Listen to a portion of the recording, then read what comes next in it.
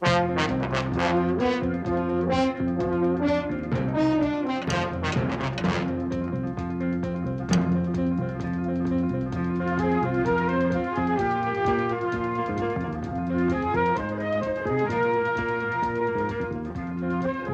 Jones, a Quinn Martin production, starring Buddy Ebsen, also starring Lee Merriweather, Mark Shera, with guest stars Catherine Cannon, Jess Walton, Robert Mandan, Jerry Hauser, Jeff Conaway. Tonight's episode, The Killer on Campus.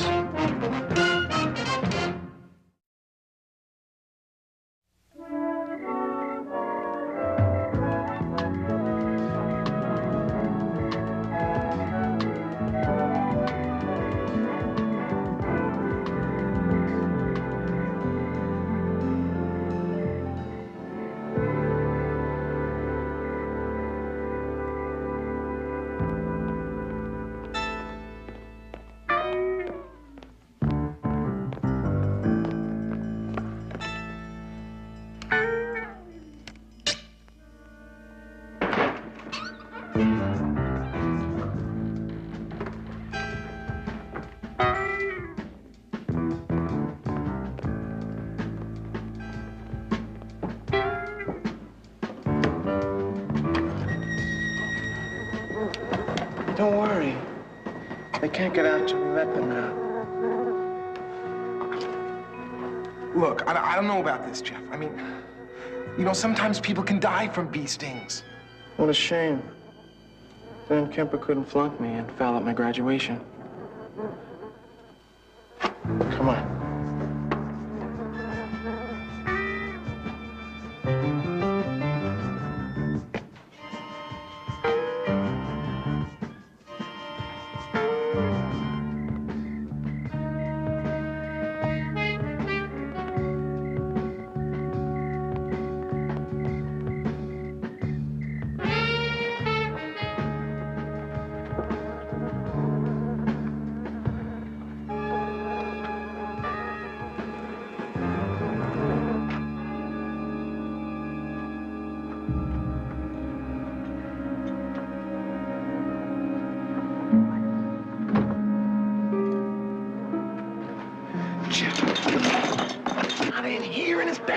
What if he's asleep in there? I told you. I called 10 minutes ago. There's nobody home. They're stinging me. Just shut up and lock the cover. It hurts.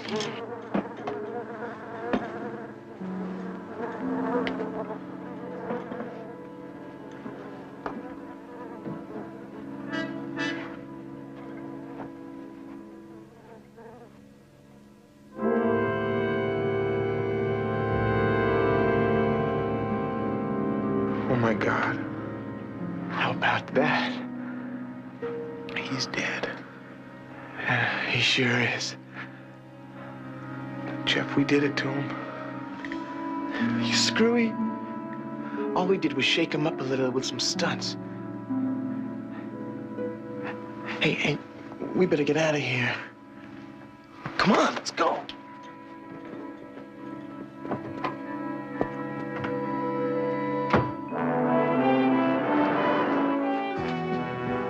Morning, Betty.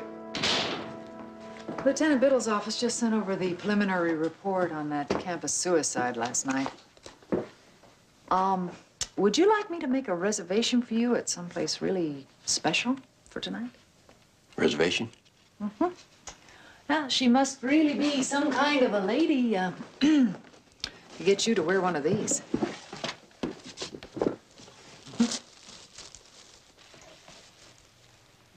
Tuxedo? Try it on for me. I bet you look terrific in it. I haven't worn one of these since Calvin Coolidge's inauguration. They used to make them a little different then. Well, look, it says here. One tuxedo, Mr. Jones, Jones Detective Agency. Come on, fess up. Who's the lucky lady? Well, whoever she is, obviously, I wasn't intended to take her out. Where's Jedediah?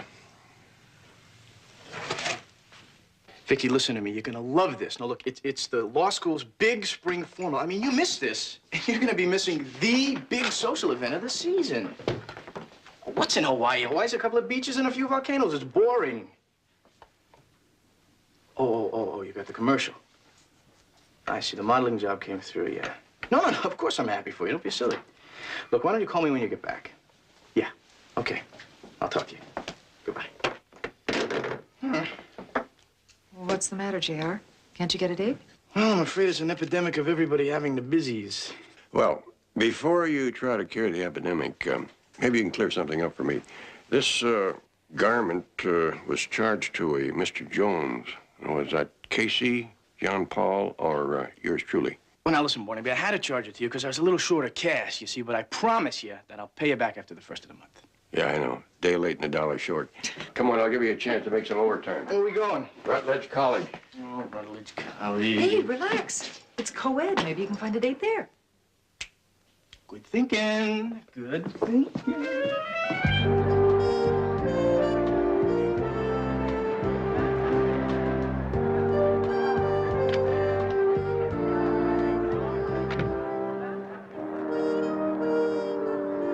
Man, I thought there'd be more of them. More what? Girls. Thought we'd be up to our eyeballs in co-eds here. Well, this is a spring vacation, Jedediah. A lot of students go home for the holidays. Not all of them.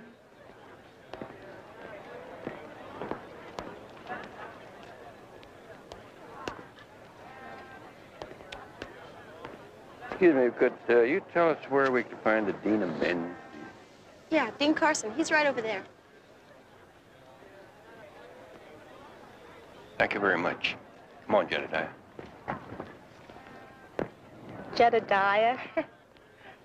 We'll talk about it later. Dean Carson?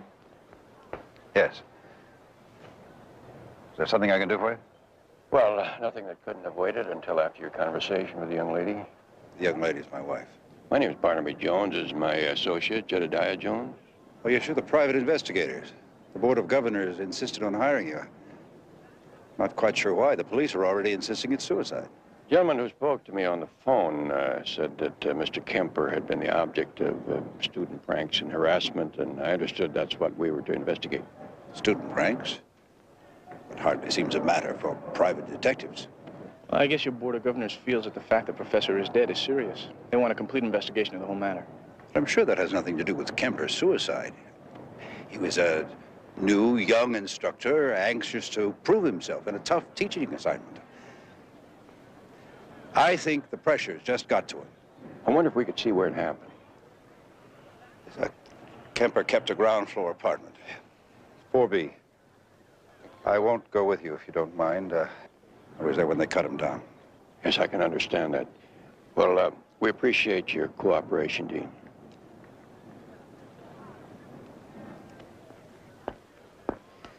Barnaby, you get the feeling he'd just as soon we give this a once-over lightly and be on our way? The thought crossed my mind, Jedediah.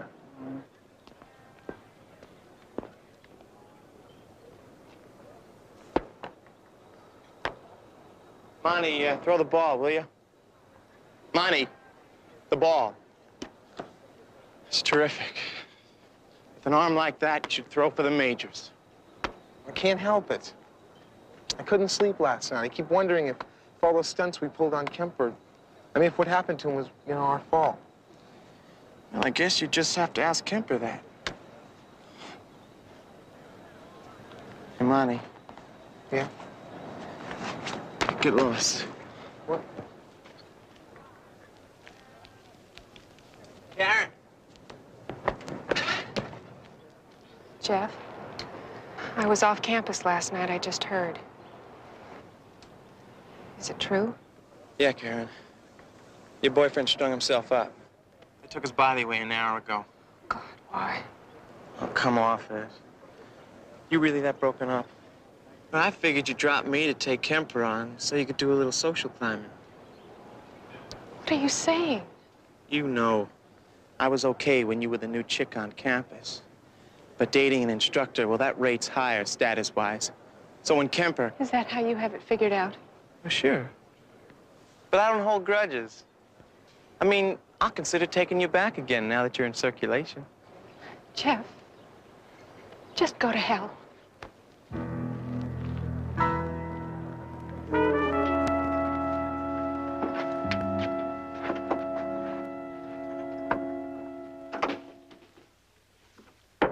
Sorry, we didn't know anyone's here. Oh, they told me to clean up after the cops got through. I'm the custodian. Well, do you mind straightening up a little later? We'd like to look around first. Don't matter to me. Do it now, do it later. It's all the same. Not enough time to do all they want me to do around here anyway. That is what you call a far-out personality.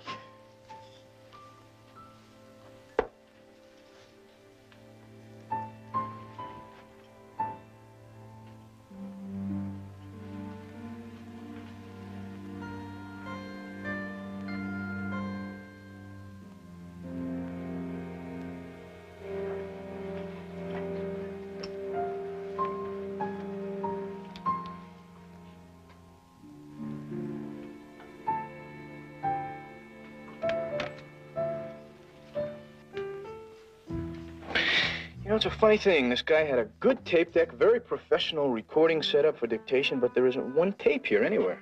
Well, maybe the police picked up all the tapes looking for a recorded suicide note. Talk to Lieutenant Biddle about that, will you?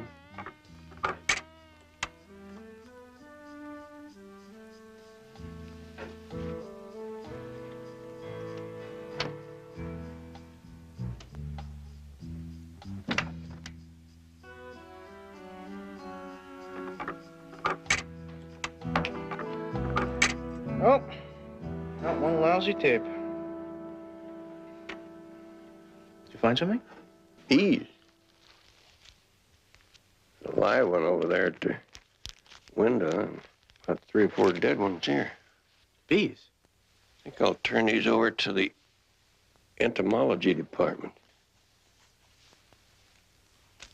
See if they can give me a postmortem.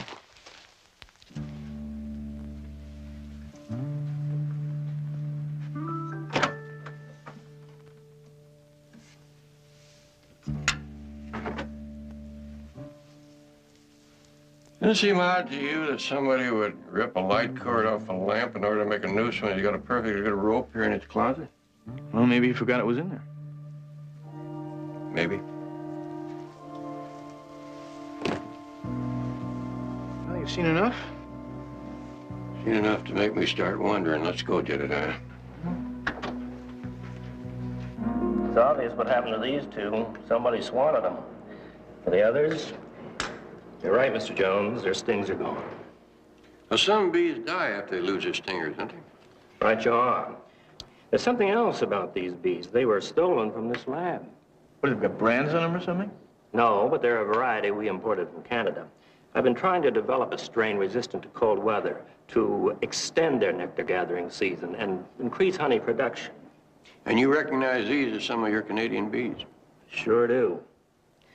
Somebody forced the lab door last night, but I didn't see that anything was missing. Somebody must have opened this case. Half of them are gone. I'd like to know what numbskull pulled a stupid stunt like this. Well, maybe we can find out. How? Possible that some of the bees may have stung Kemper before he died. I'll check with the coroner, and I'll check with the student health service, too. See if anyone was treated for bee sting today. Maybe the prankster's last prank backfired.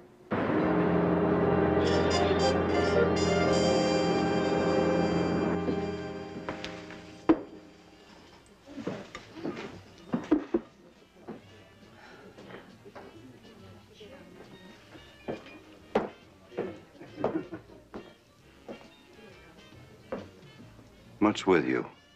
This is not like you running off in the middle of the afternoon to get drunk. I'm not drunk. It's not for want of trying, but I'm not. No? Well, then maybe we can finish our conversation about you and Dave Kemper. Did it ever occur to you I might be a little upset? You know, he's lying in the morgue right now. Your respect for the dead is very commendable, Doris. But it's your devotion to the man while he was living that I'm talking about. Are you sure you know what you're talking about? All right. Let's talk about some pieces of old English silver, which had been in my mother's family for generations. I just happened to notice them in the window of a shop where you sold them a month ago. I was going to tell you about that. Were you? Were you also going to tell me that the money you got from them went into your personal checking account to cover a check that your stub says was paid to cash, but when it came back from the bank, it was endorsed by Kemper? Were you going to mention that? You have been busy, haven't you? All right, I gave the money to Dave. But it isn't what it seems now. You've got to believe that. I'm sorry. What else can I believe? What is with you in this jealousy? It's getting so I don't even know you anymore. It wouldn't surprise me if you killed him. Oh! Doris, for God's sake.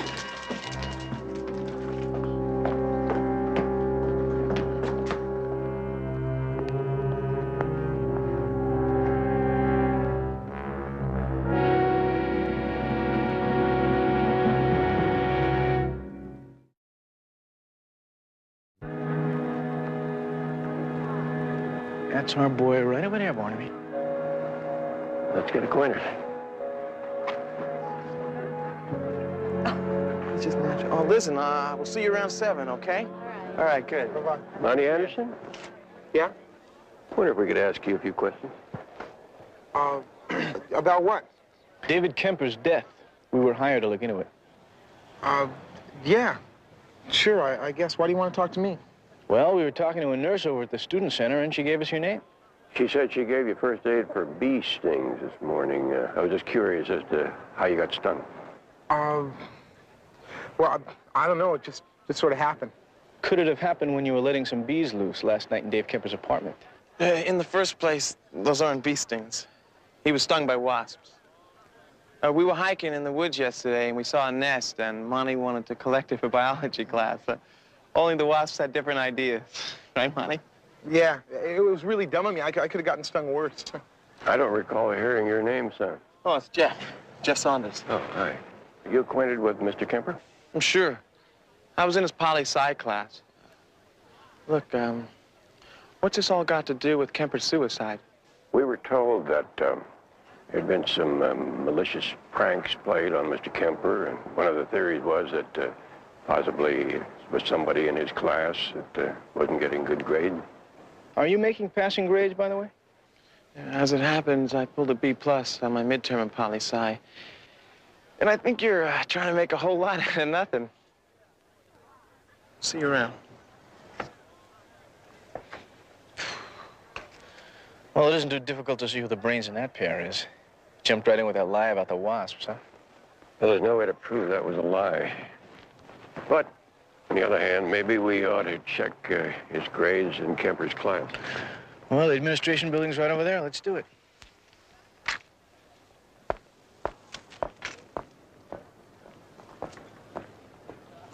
Hi, Doris. Oh, Karen. I've been meaning to call you. Oh, have you? Yes, I wanted to tell you how sorry I am about Dave. I know how close you were getting, and it must be a terrible shock for you. That is so phony. What? All that drippy sympathy. I'm not buying any of that from you. Listen, Karen, I know you're upset, but... Oh, well, what about you? Weren't you upset about Dave and me?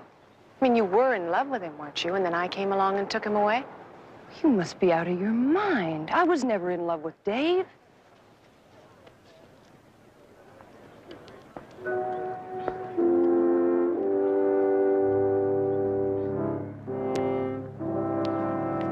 Barnaby! This was long. Thank you very much. Appreciate it. Oh. Well, I've been looking all over for you two. I just finished talking to Lieutenant Biddle. Does he know anything about the Kemper tapes? There weren't any. His men scoured that apartment from top to bottom. They were looking for some sort of suicide message. There wasn't tape 1 anywhere in the apartment. Well, it doesn't make sense with all that tape equipment around. Did he have anything else to say? Only a message from the coroner that there were no bee stings on Kemper's body. Does that mean something? Could mean that he was already dead by the time they released the bees in his apartment. Oh, I started the background check that you wanted on Kemper.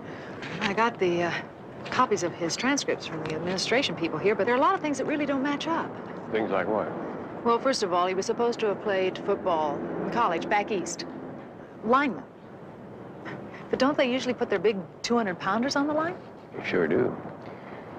Kemper was about 165, according to the coroner's report. That might have made him a running back, but never a lineman. Another thing, Kemper minored in art, won all sorts of awards. But I haven't been able to find a mention of any kind of artwork or connection with art since he's been here on campus. Maybe he gave it up? Maybe, but Jedediah, did you see any paintings or artwork in his apartment when we were there? Well, now that you mention it, no, I didn't. Nothing. Might bear looking into to discover who this David Kemper really was. You don't think he was who he said he was? One way to find out.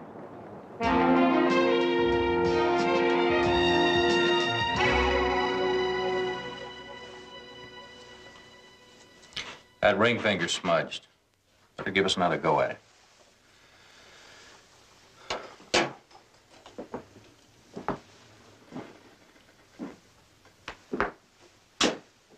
Would you rather wait outside? No. I would. I still get squeamish after all these years. Autopsies are worse. Hi. Oh, J.R., don't do that. I'm sorry. Did you find out anything, Jedediah? Yeah, I found out that Jeff Saunders lied like a rug.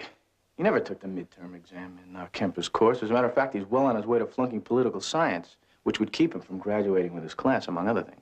What else? I lucked onto an administration secretary who once dated Jeff. She says he has wealthy parents, and he's been getting by on charm up until now. But she says his dad is fed up. Laid down the law and said if he doesn't graduate on schedule, he's going to cut him off at the pockets, maybe for good. Sounds like the boy had a lot riding on Kemper passing him. Or on running Kemper off the campus before he could fail him.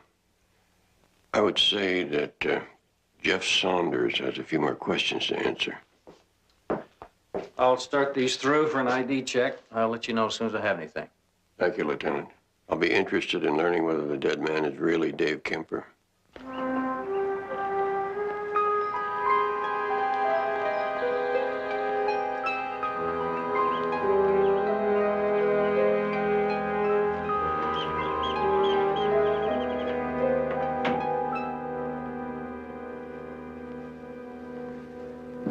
Hi, Karen.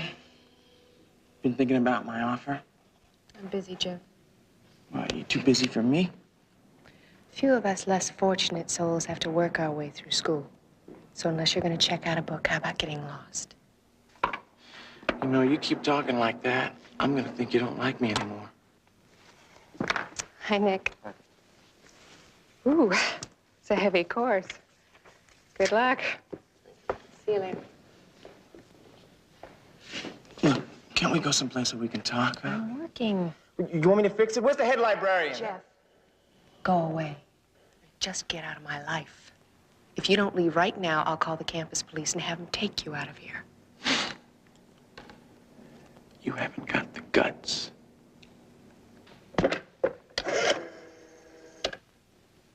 Will you ring the campus security office, please?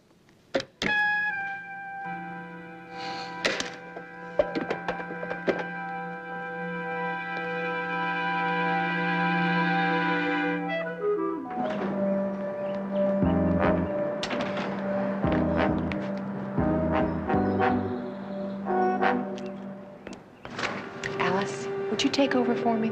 I'm late for my break. Sure, Karen. Go ahead. Thanks.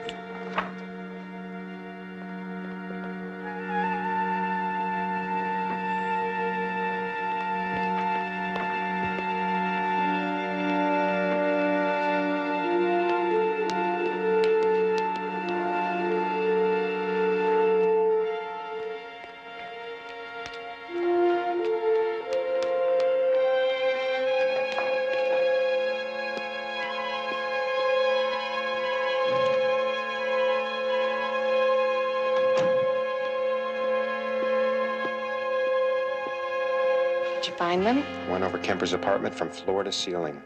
They just aren't there. I was in contact with our people last night. They're very upset about the way you messed things up. Hey, look. We were sent here to silence Kemper anyway. I just did it ahead of schedule, that's all. We were sent here to find those tapes. then deal with Kemper and the woman if she's here, too. Now we may not get the tapes or the woman. I didn't plan it that way. I was just using the chair and the noose to break him down, to make him talk. It was working, too. He was just about to tell me when that damn chair slipped. What about the dean's wife? You checked her out yet? I'm working on it. Her reaction yesterday wasn't exactly what you'd expect if she was in love with him. But I'm positive they were secretly seeing each other. Listen, why don't we have lunch sometime and talk about this? Get him.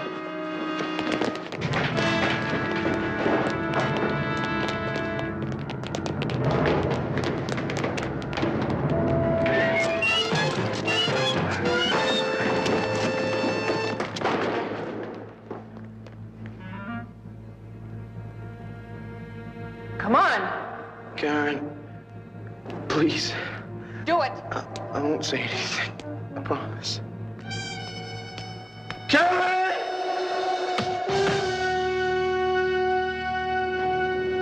Okay, take care of it.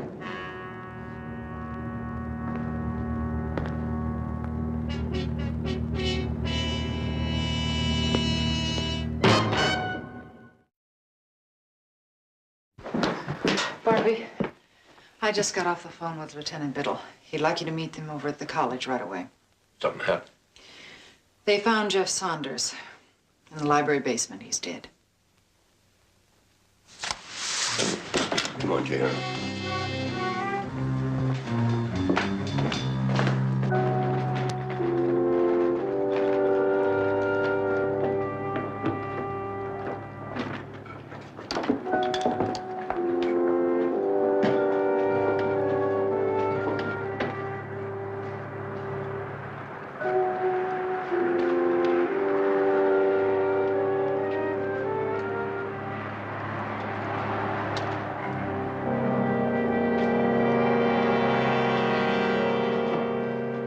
You were saying, Miss Bateman? Just that I guess I was the last one to see him alive. We were talking in there at the checkout desk where I work. Then I went on my break. I thought Jeff left, but I guess he went down into the stacks to look for a book. Slipped going down the stairs. That's what it looks like, all right. An accident. Well, of course. What else could it have been? All right, Miss Bateman, thank you for your time. If there's anything else I can do. If there is, we'll be in touch. You know, I will bet money that Jeff is behind all those pranks on Kemper. Now he turns up dead. Still reads like accident to me, but sure makes you wonder what's going on in this temple of higher learning.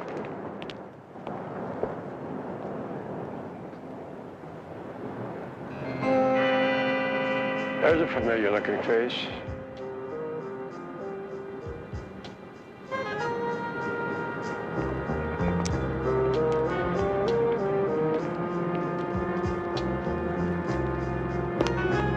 Bonnie! Wait up! Look, will you guys just leave me alone? No hassle, relax. We just want to ask you a few questions, okay? No big deal, huh? No hassle, come on. Step into our office here.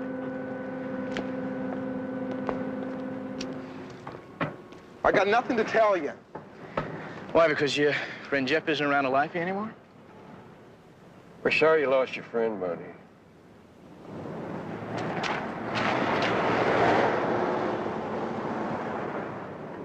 A lot of people didn't like Jeff. But, it wasn't that bad. We were best friends, you know? And I guess you helped him out when he asked you like best friends do. For instance, the other night, you helped him put the bees in Kemper's apartment, didn't you? Yeah. Yeah, we were there. But look, Kemper was already hanging there dead when we got in. Look, I went along with Jeff, and we did a lot of rotten things to Kemper in the last couple of months, but look, I mean, I'd never go along with killing. I expect you're telling the truth, son, but you're gonna have to talk this all out with the police, you know. I know. I know. It'll be good to get it off my chest. Listen, we noticed that Kemper had a tape player and some dictation equipment, but no tapes. You guys didn't take his tapes, did you? No, nothing like that. You see, word was around that Kemper was working on some secret project of his own. And Jeff wanted to find out what it was, but he never could. That was just another thing that got him burned at Kemper.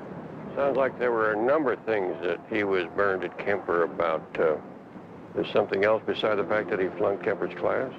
Well, that was the main thing. Well, I don't know.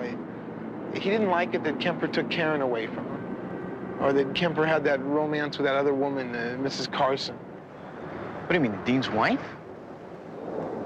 Well, this Kemper fella gets more interesting by the moment.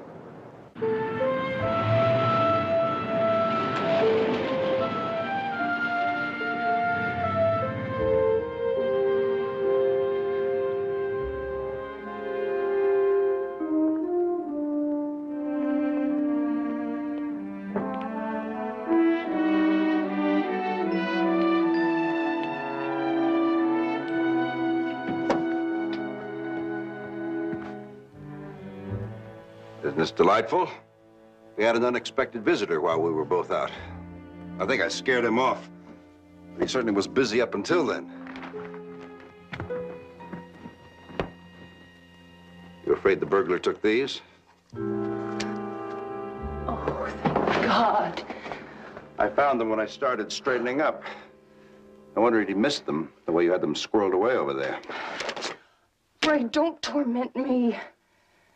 What's on these tapes, anyway? Romantic interludes between you and Kemper? Is that what you really think of me? What am I supposed to think? With all the deviousness, the sneaking around, giving him money behind my back.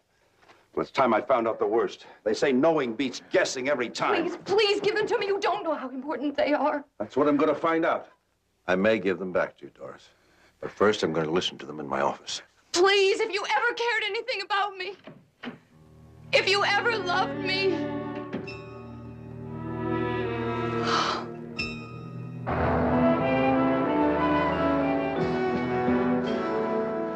Betty, this is terrific. How'd you come up with this stuff? Once Lieutenant Biddle sent over the fingerprint identification report, it was really all downhill. Was there a real David Kemper? Mm-hmm, but he died 6 years ago in an auto crash in Nebraska. And this man took his identity. With, I suspect, some government help, although all the people I've talked to have been real cozy about it. And the man we thought was David Kemper was really a terrorist who turned government informant. As John said, fingerprints don't lie. Oh, and this photograph that John gave me is interesting. It shows the underground cell that Kemper belonged to. Yeah, there's Kemper, all right.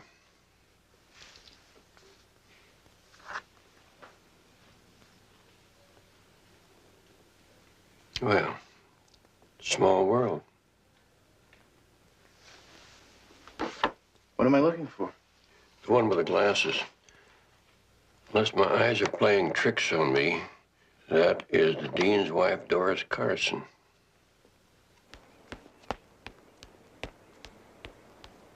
Any luck? No.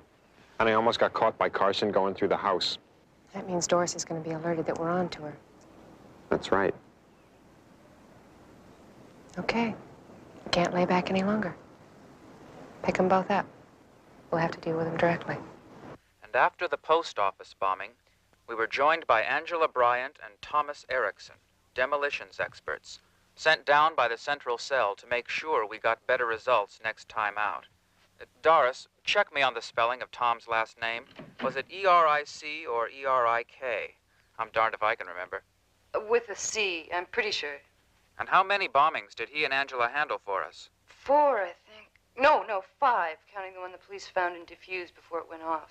Then they blew themselves up accidentally, making more bombs in that house in Trenton. Did I tell you I walked out of that place not 10 minutes before it went up? No, you didn't. We're lucky we all didn't get killed that year. Everything went sour.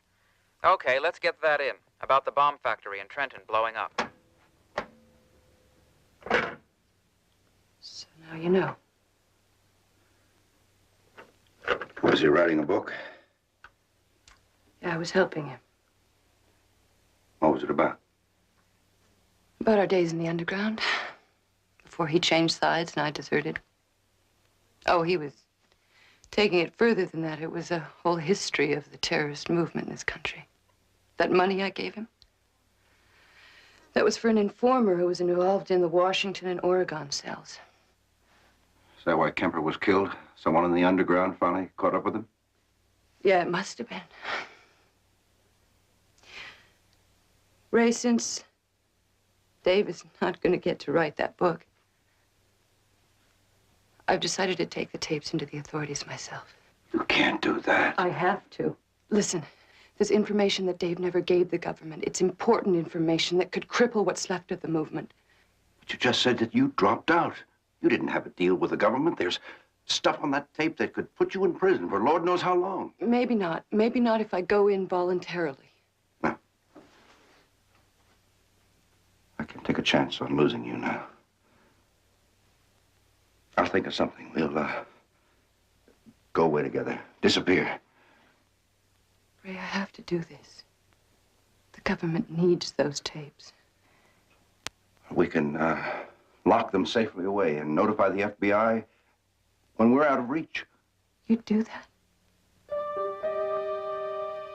You'd give up everything?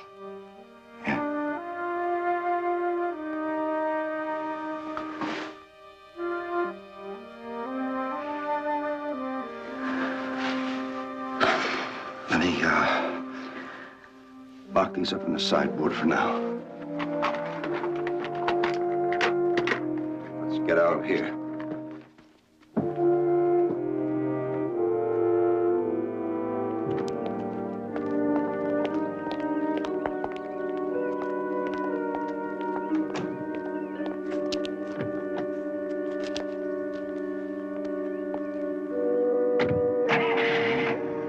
All right, stay calm. Now, you're gonna drive just where I tell you to, and you won't give me any trouble. Or your wife dies first. Let's go.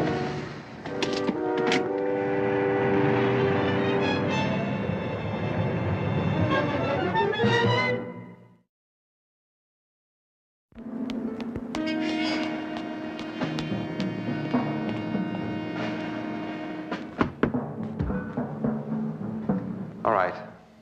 Now, if I were you, I wouldn't move from that spot.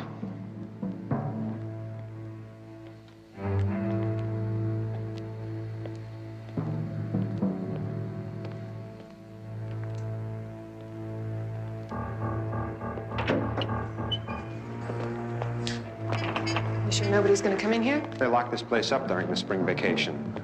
Only the custodian can get in. That way. Come on, let's go.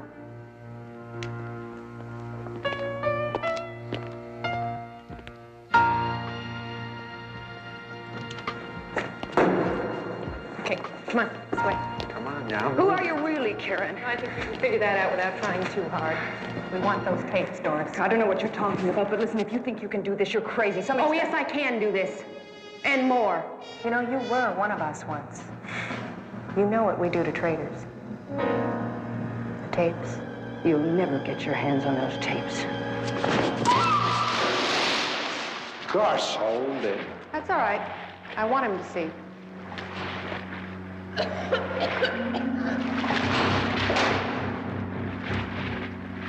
I've got to help her. She's not a good swimmer. Get away from the edge, Doris. Out into the deep water.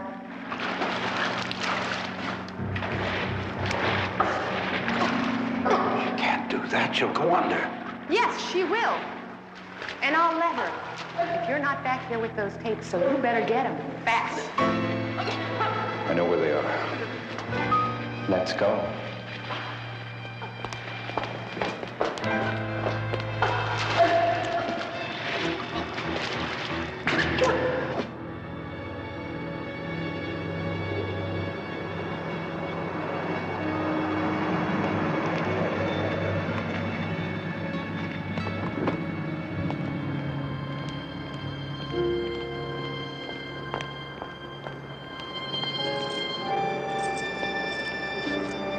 Well, maybe the dean knows where his wife is.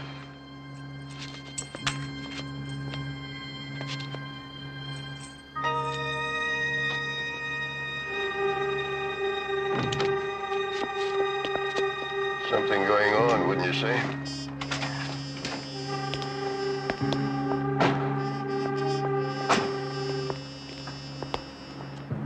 Come on, man, come on. Is this all of them? You think I'd hold out on you now, for God's sakes? Please, let's get back there. Are we interrupting anything?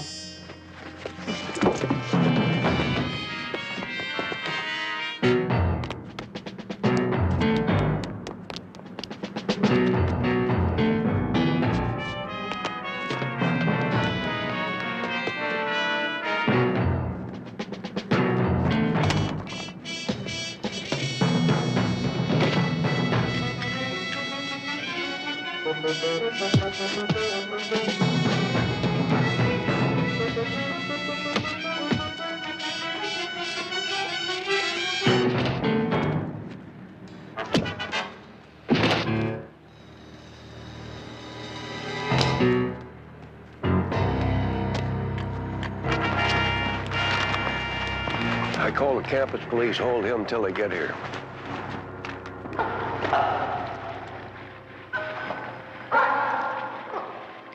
Keep fighting, Doris. You're putting on a terrific show.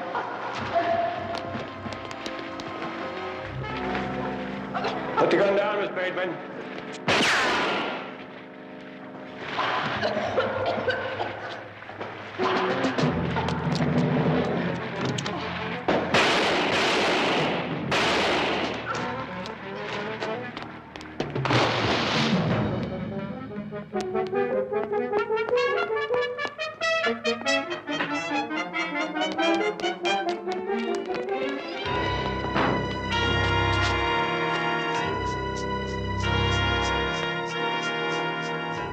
End of the line, Miss Bateman. Drop the gun right there. Your underground days are over. Then you're gonna have to kill me. If your choice is martyrdom, you've got it.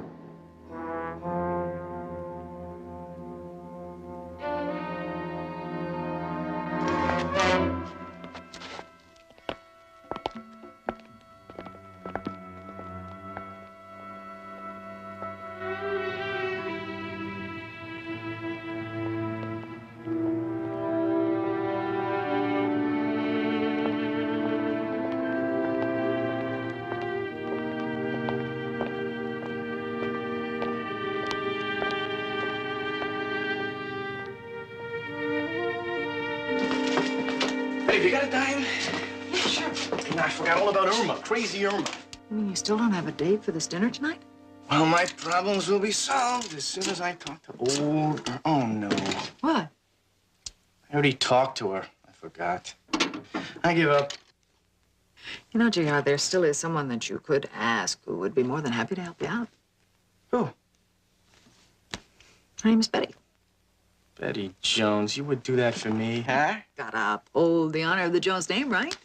You are terrific, you know that. Come on, we're gonna miss Barnaby. All right, just as soon as I call a florist and order you the prettiest corsage you can make. Charged to whom? I'll pay Barnaby back, he knows that. And after leaving the cell, I spent nearly 2 years hiding from the authorities, as well as the members of my own group, who by now had orders to kill me on sight. Then, through the grapevine, I heard about a college instructor who was willing to pay for information on underground activities. When I contacted him, I found it was an old friend, now known as David Kemper, from my days with the movement. He helped get me established at Rutledge University, where I met and married my husband, Raymond Carson.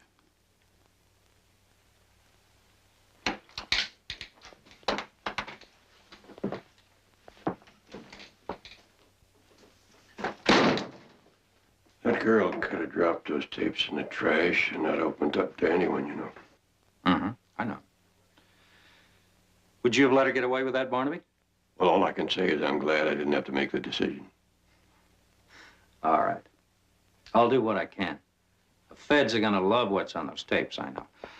I have a feeling the court will go easy on her. Well, they'd better after what she's been through. Amen to that.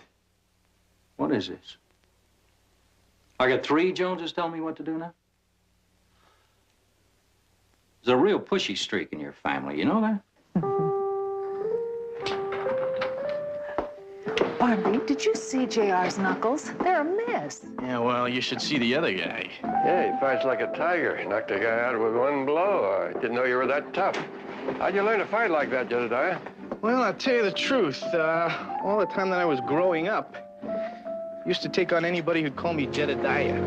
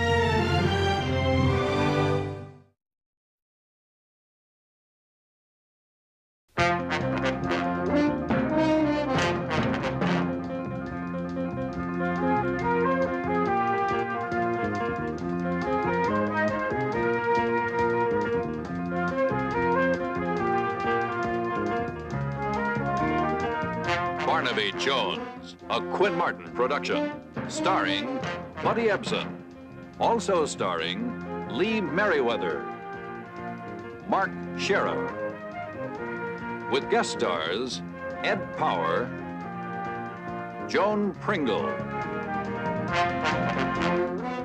Tonight's episode, The Deadly Valentine.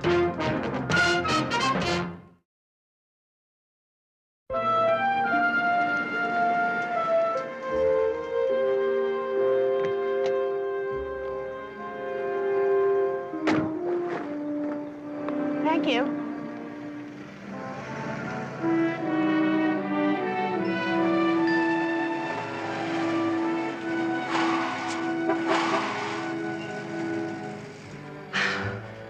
Thought you lost me, huh?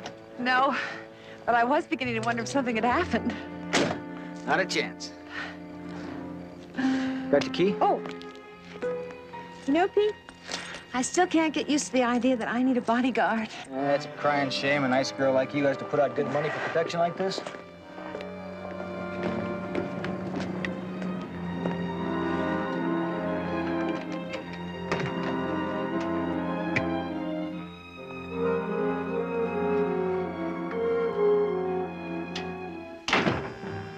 You know, Miss Kelly, all I'd like to do is to get my hands on that creep. He's got to be a real sicko, you know?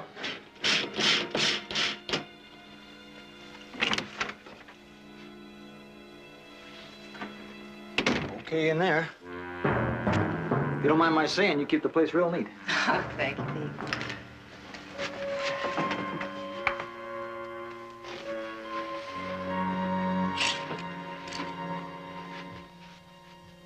Well, everything looks A-okay, as usual. Now, you're gonna have yourself a real good night's sleep tonight, right, Miss Kelly? That's something I'm really looking forward to, Pete. Now, remember, if you need me, I'll be right outside my car. Thank you, Pete, and good night. Good night.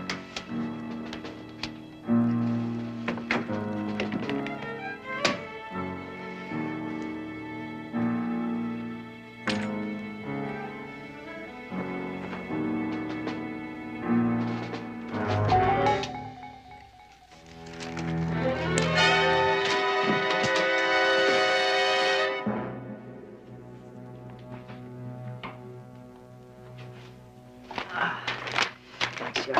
Now, what do you think? Hmm? Perfect? Perfect. Yeah, Barnaby? What do you think? What? The lamp. I like any kind of a lamp with a 150-watt bulb in it. You're some help. Come on, JR, you tell me. Look, will you trust me? It's a terrific lamp, and it looks great there. You really like the lamp that much? I ought to. I gave it to you for Christmas. Oh, come on. I was taking you seriously. This time of night, the only thing to take seriously is a fond farewell. Come on, Jedediah. We got a heavy day tomorrow. Oh, that's just swell. Right when I'm getting down to unwrapping the dishes. Sorry, kid. Dishes is women's work. I always knew it. Chauvinist. Oh.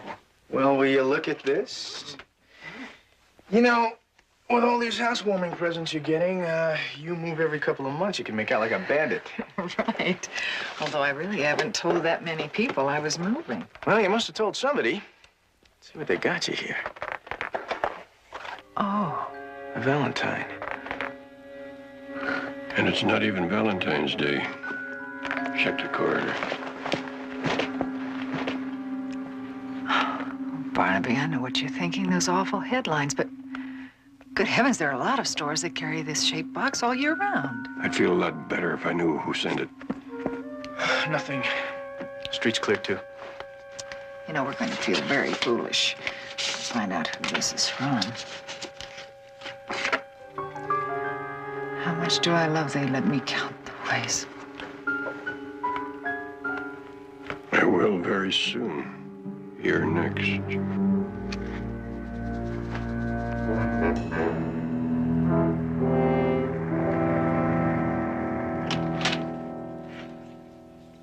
The lab boys are double-checking the candy box and the note. Double-checking. Just what does it take, John, to tell whether it came from the Valentine killer or not? Barnaby, I'm as worried about Betty as you are. But there's just no way to be sure that pasted-up note is the same as the ones the killer sent his victims. What about the candy? Sold by the carload in every drug and dime store in the country. These phone conversations. I don't find anywhere in this file that you managed to tape any of them. No, we got into it too late each time. The first two victims, Doreen Lockwood, Elsie Barton, according to friends, both thought it was just somebody who had a crush on them from afar. Now, this one, Linda Kelly, didn't come to us until the killer had started sending her photographs of herself. According to the newspapers, that's generally just before he strikes. That's the pattern. First gift, then ugly phone calls, and more gifts. And then finally, I guess, when he grows tired of the game, he sends them pictures. Shortly after that, he kills. And doesn't leave any clues? No. No, he may be nuts, but he's not dumb. No fingerprints. Even develops his own pictures. Not one lead. Lieutenant? Yeah. Excuse me. This just came in. Hi, Mr. Jones. Oh, hello, Will.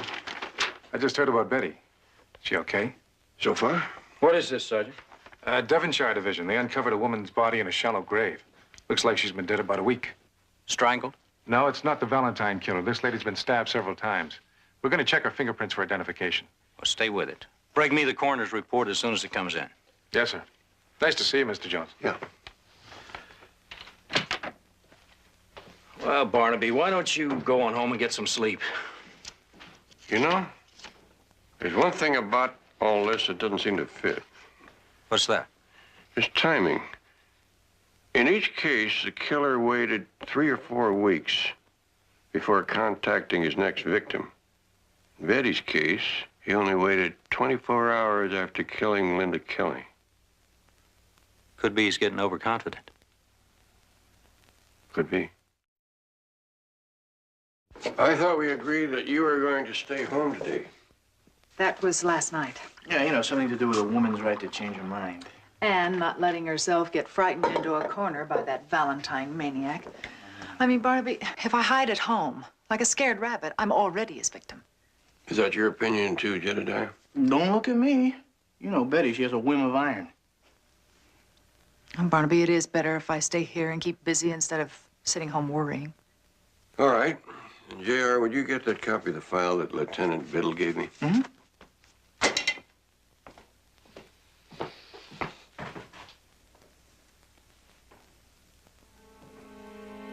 Barnaby.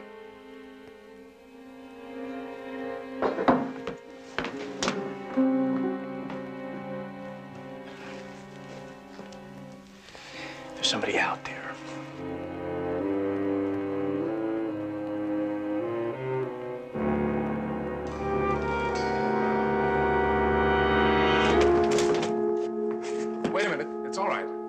Okay, pal, what are you doing out there? It's all right, Jedediah. Come in, Will. Thanks, Mr. Jones. Hello, Betty. Will, what a surprise. Will Gowan, Sergeant, LAPD. I don't care if you're Friar Tuck of the L.A. Rams. You should not be lurking out there like a second-story man. What's the matter with you? This is my cousin, Jedediah Jones. We're a little nervous around here, Will. Sure you can understand. Sure. I'm sorry. I should have let you know I was out there. Been much too long, Betty. Give or take a year or so.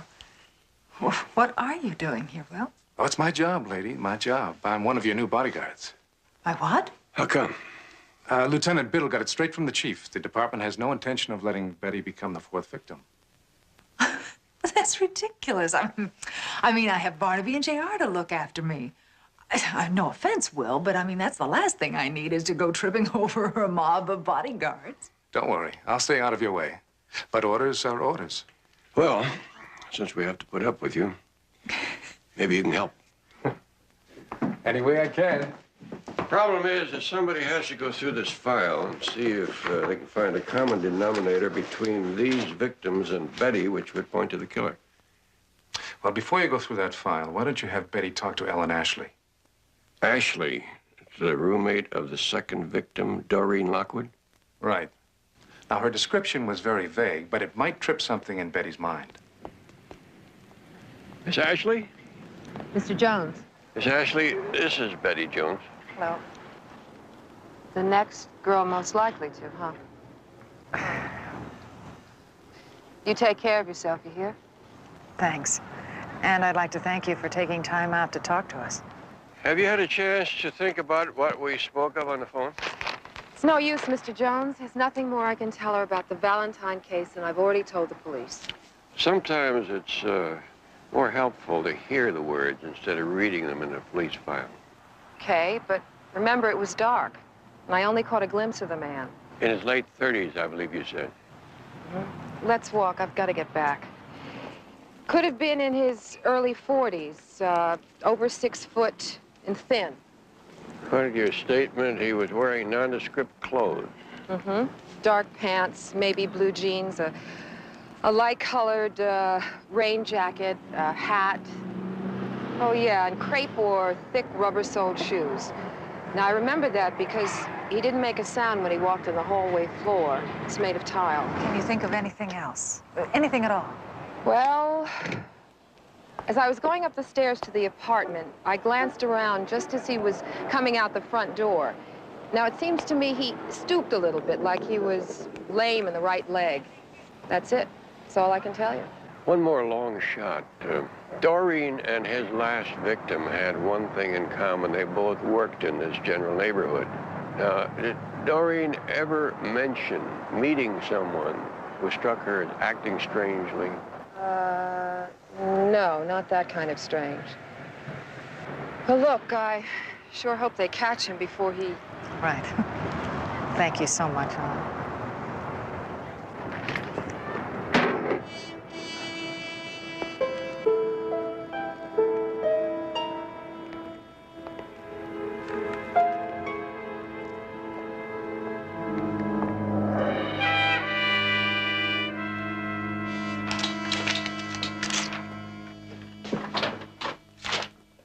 Hi. Hi. How'd it go with the roommate? Not too well, I'm afraid. At least nothing that she could remember rang any bells. Did Barnaby come back with you? No. Oh, well, do you know when he's coming back? Because I worked out a terrific theory I want to try on him. Well, I don't know when he's coming back, but he did stop off at Lieutenant Biddle's for a meeting. Oh, terrific. I can try it out on both of them. I'll see you later. Bye-bye. You know, speaking of bells, it seems to me I heard the lunch bell. About 1:15, you know. Oh, Will, I really have to get with this typing. I'll tell you what. You go on and take your time, and if you don't mind, bring me back a ham and Swiss, all right? Wrong. I can't leave you alone. All right. Bring us both back a couple of sandwiches. The deli's just down the street. You come with me. Will, I'll be all right. Listen, I'll lock the door right behind you. I want to hear that door lock. Yes, sir. Yes, sir. Yes, sir. Did you hear it? Yeah, I heard it. And hold the mayo.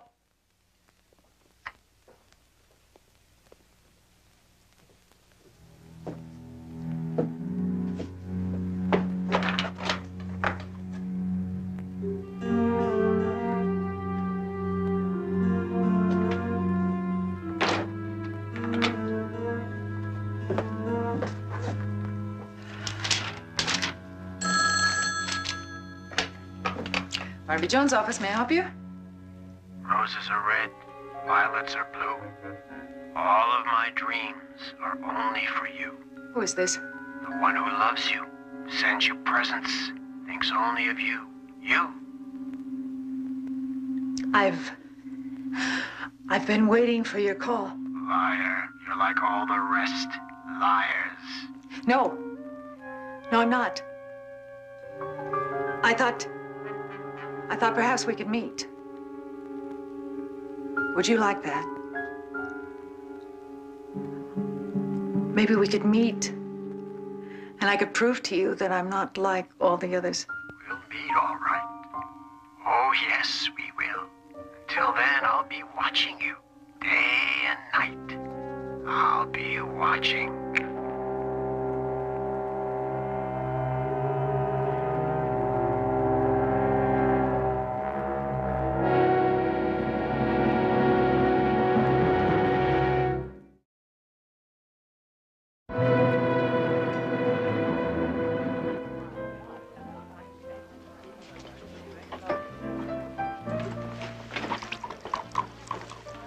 How do you feel? Awful. Really awful. What did you leave her alone for? If I knew you were going to do a boneheaded thing like that, I never would have left. You're right, it was boneheaded. Now stop it, you two. Let's be fair. After all, it wasn't as though I was face to face with the man. Could have been calling from 100 miles away. Mm-hmm, or 100 feet. You're not going to get any brownie points for telling the man that you wanted to see him. We don't want to rile him up and cause him to hurry his schedule, now do we? I know. It's just he made me so angry. I wanted to see him so I could hurt him. I mean, really hurt him. I've never felt things like that before. I can understand how you feel, Betty. But next time you arrange to get yourself out on a limb that way, make sure one of us is around to catch you.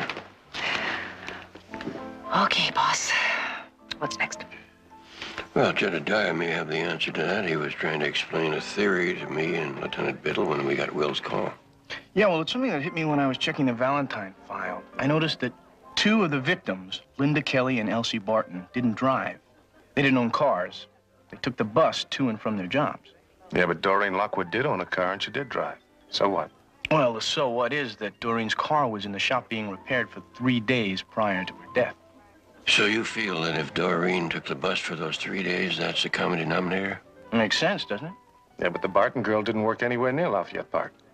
Even so, she and Linda Kelly took the same bus line, which is the same one that Doreen would have had to take, the Parkcrest line. The park? Barnaby, when I was apartment hunting and I lent Marge my car, I rode on the Parkcrest bus a couple of times. Betty, when you get back to the office, call the bus line. Get the Parkcrest schedule, also the names of all the drivers who worked it. You and I are going to have another talk with Doreen's roommate. Come on.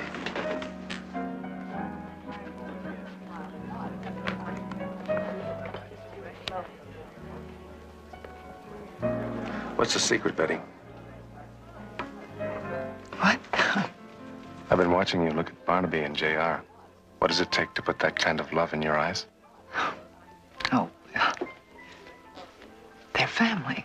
So outsiders still don't stand a chance, huh? I thought surely by now you'd given up on me. So did I. But then all of this happened, and suddenly we're right back there again. I'm swinging, and you're ducking. Well, as long as you wear velvet gloves, neither of us is going to get hurt. Raise the arm. It's still not right.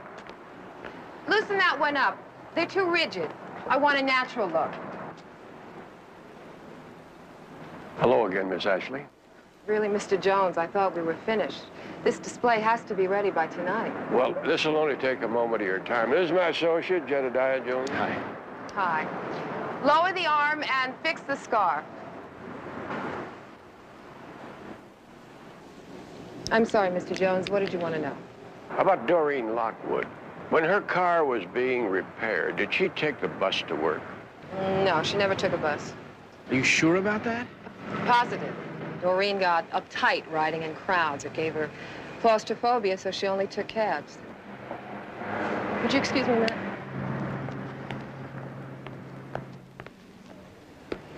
Smooth out the sweater. Well, that blows my great theory. Not necessarily. Maybe we just picked the wrong ride. What do you mean? Didn't the file say that Linda Kelly took a cab home the night she was murdered? Yeah, but that was out of the ordinary. Mostly she just took buses. And can't we assume that the other victims occasionally took a cab? Oh, yeah. We know Betty uses a cab. That could be the common denominator for all of them. Pull the other one down. Yeah, right. Good. Good, that's much better. Miss Ashley. Double the chain. Okay. When your roommate took these cabs to work in the morning... No, Doreen never took a cab to work. A neighbor gave us rides in the morning. Well, then she just took cabs home. And when she went shopping. Well, how did she get these cabs? Did she call up, or did she hail one? Oh, I don't know. The only time we ever rode home together, we walked to a taxi stand. Is that around here in the park area? Yes, over by the south entrance. Thank you. Thank you very much. Come on, Jedediah. Tighten the blouse.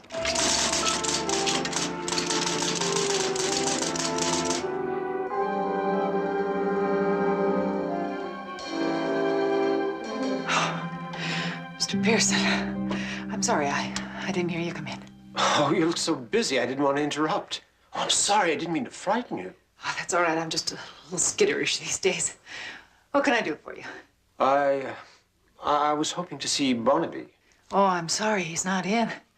Is it about the quarterly tax return? No, nothing to do with that.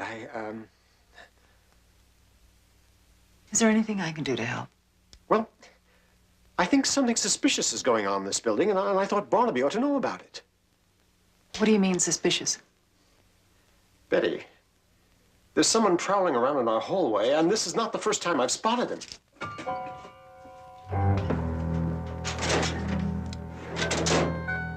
Good heavens, Betty!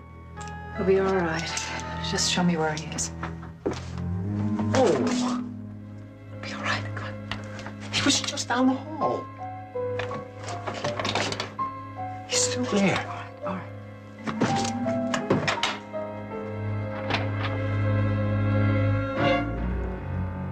What's the matter? What's wrong? It's all right, it's all right. It's just Mr. Pearson. He's Barnaby's tax consultant down the hall. Then what are you doing with a gun? Well, he thought you looked suspicious out there. You two know each other. Oh, I'm sorry, Mr. Pearson. This is Sergeant Gower from LAPD. He knows I can't stand cigars, so he goes outside to smoke. I just forgot he was in the hall. I'm sorry. With all these guns around, no wonder people are always shooting each other.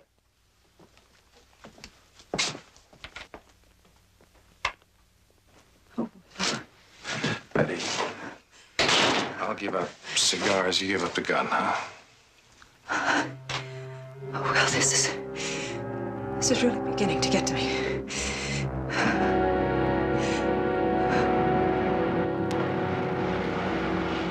Okay, Charlie, pick up passenger at the corner of Broadway and 3rd. And pronto, Tonto, the lady's pregnant. Walt, the tow truck's on its way.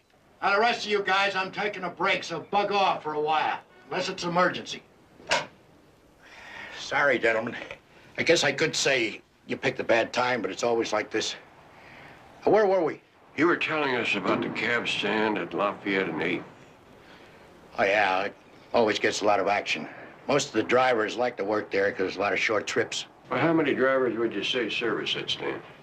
Oh, about 12 to 14 operate out of there regular. Yeah, there's a roster we used last week. Well, we're looking for a driver who's about 40. He's tall and thin. He walks with a limp. Anybody on this list for that description? Man, they come and go in this outfit. I just know their names. You mind if we keep this list? No, I got copies. Hey, Marty. Driver right there by the gas pump. Why don't somebody clean this heap? Oh, that's Ed Wilson. His name's on that list. But he's kind of a gypsy. He operates out of Lafayette Park one day, then Union Station the next. Well, thank you very much, Mr. Collins. You've been a big help. Always glad to oblige.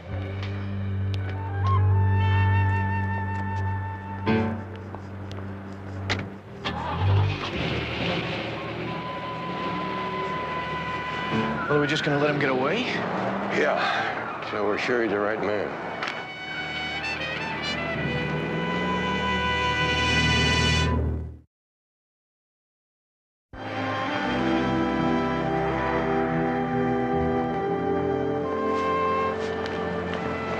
Which one's yours?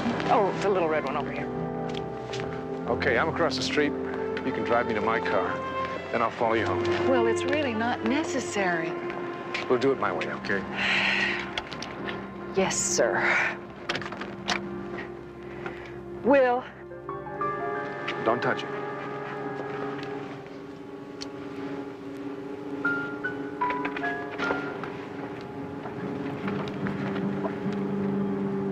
We will be together soon, my darling.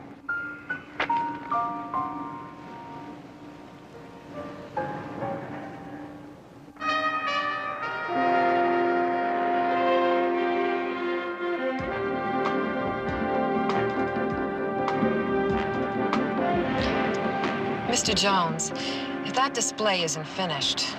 Bear with us just a little bit longer, Miss Ashley. Yeah, just think what it would mean if one of those drivers was the guy in the hallway. Here comes another one.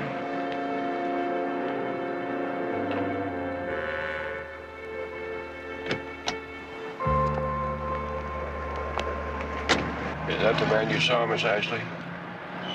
Oh, I'm not sure. Could it be him? It could be him. He's tall enough. I mean, I'd like to say yes, but I can't. I just can't. Well, thank you for trying.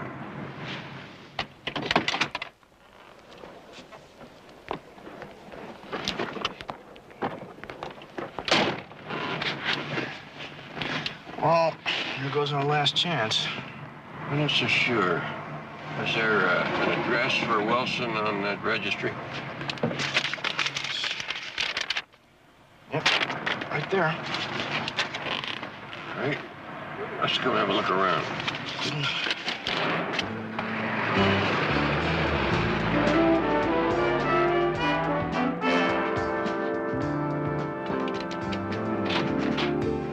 Still moving in, as you can see. I promise not to notice. It's a great apartment, Benny. What a beautiful view. For looking out or looking in.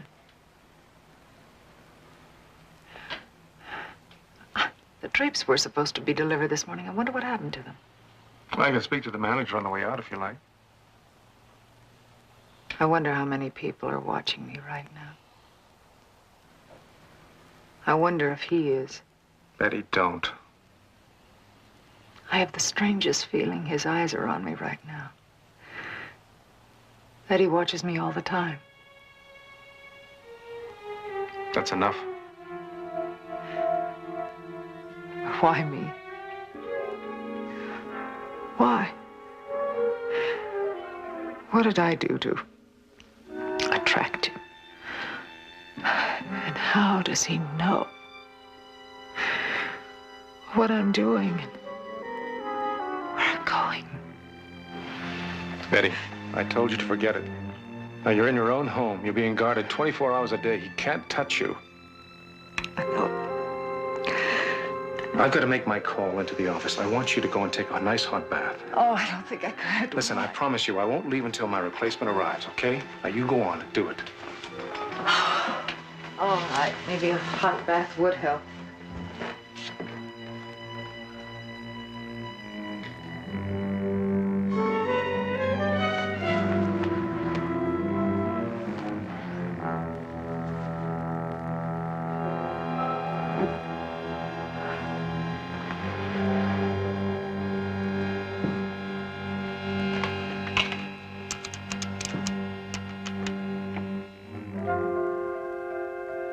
Yeah, this is going. Let me speak to Murdoch, please. Ed, we're back at the apartment now. Okay, when? Okay, you tell him I'll wait for him here. Yeah. Bye-bye. Relief is on his way. Sergeant Bonner. Well, I'm going to take my bath now. And just in case you're gone when I come, I just wanted to thank you for everything. Well, please.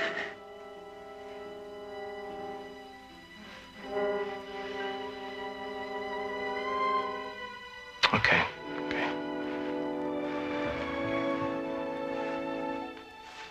I'll go speak to your manager about your drapes. I'll wait for Bonner downstairs in the lobby. You lock the door after me. Bye. Thank you.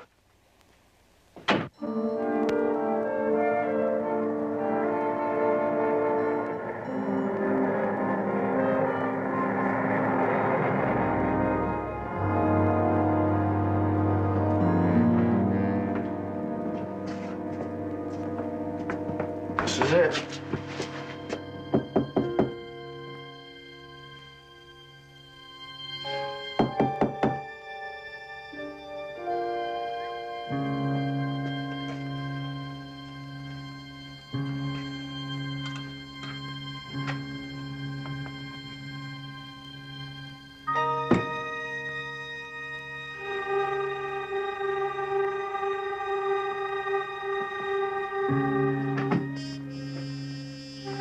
All right, what are we looking for? We won't know till we find it.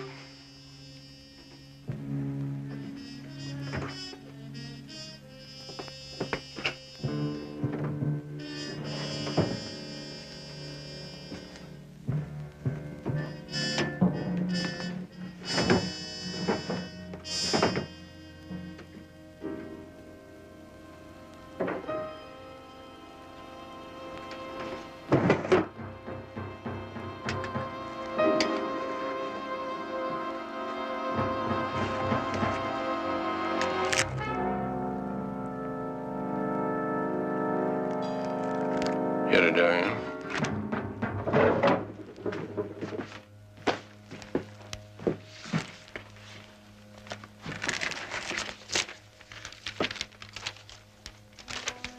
This is it.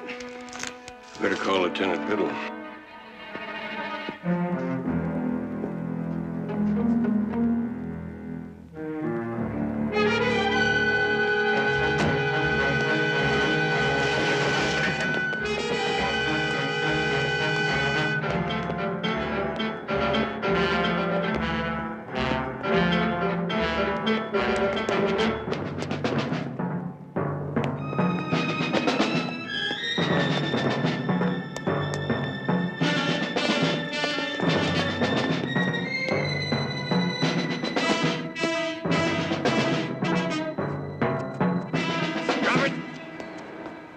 Drop it right now.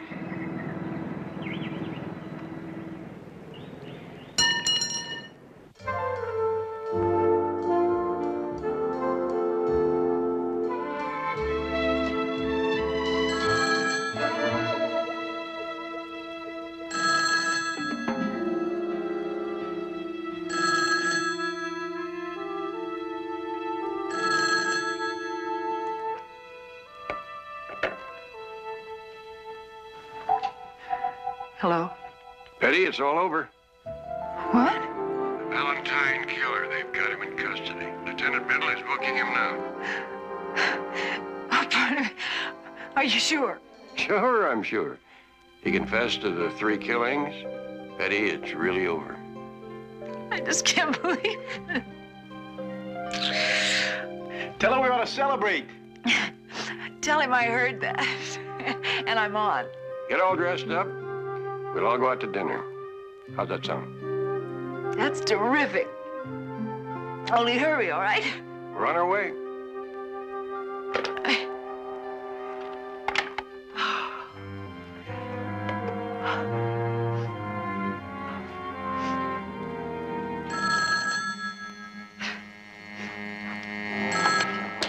Listen, Barnaby, tell JR that I... Sorry, I'm not who you expected, Betty. not jealous, because soon I'll be the only man in your life. Watch for me. I'm very close.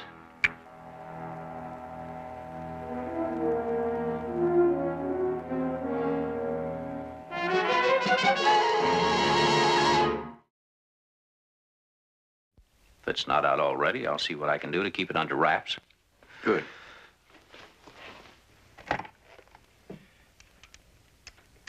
John, does Will know anything about all this? Well, Lieutenant, if he does, you better tell him to cool it. Will? Will Gowan? Yeah.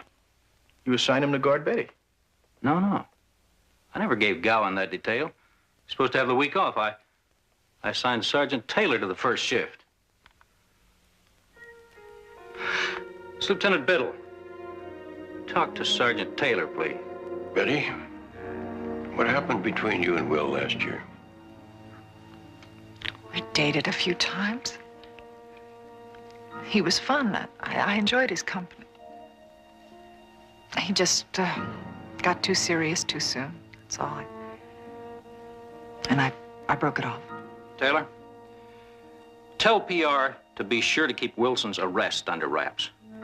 And Taylor, who shifted around the duty roster? Well, why doesn't somebody tell me these things? All right. All right, anything else? Yeah? How long ago? Yeah, all right. Yeah, I'll be right there. Well, we just got an ID on that dead woman we found in Devonshire. Mary Alice Watkins, no address. What about Will Gowan? He traded duty with Sergeant Taylor. He wanted it, for personal reasons. Betty will round up a couple of men to keep an eye on you. It won't be necessary. Jedediah and I'll take the duty tonight. I guess that'll be all right. I'll check with you later.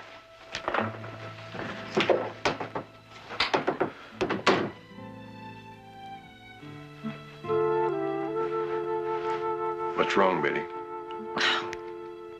I was just trying to remember where I heard that name before.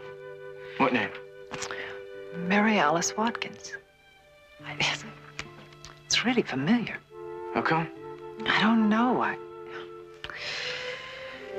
Mary Alice Watkins. I wrote it down. I did. I wrote it down in your appointment book about, it has to be 2 weeks ago. I just can't remember why.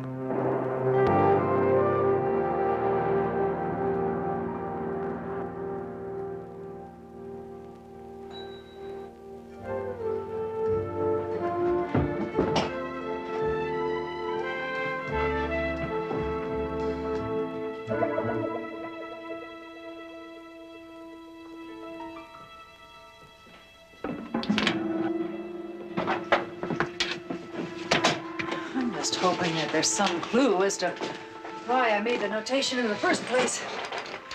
Oh, no. How did he get in to put that there? When does it stop? Take it easy, Betty. Remember why we're here.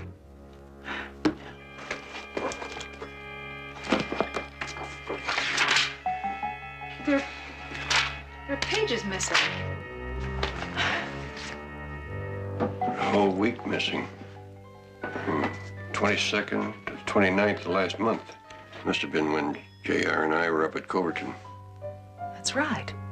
Well, you wouldn't have had any appointments at that time anyway. Well, then why did you write down Mary Alice Watkins? I wrote it down for Henry Pearson. Our accountant down the hall? Yes. He came in looking for you. He had had a fight with his girlfriend, and he was positive that she had run off with another man, and he wanted you to look for them. Henry Pearson? What did you tell him? Well, I said you didn't handle those kind of investigations, and that seemed to upset him. So I wrote down her name and told him that I would mention it to you when you got back. I don't recall that. Well, that's because the next morning he came in and was very apologetic and said that he had made up with his girl and for me to forget about it. Barnaby, what do you think? I think it's time to talk to Mr. Pearson. You're right, I'll go with you. I don't want you to stay here. I don't want Betty left alone.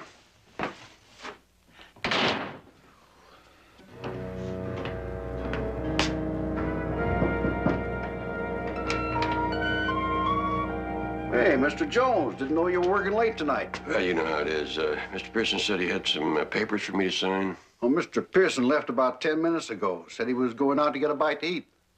Sounds like he'll be back. I'll wait for him. Sure, you do that. If I see him, I'll tell him you're here. Thanks, Joe.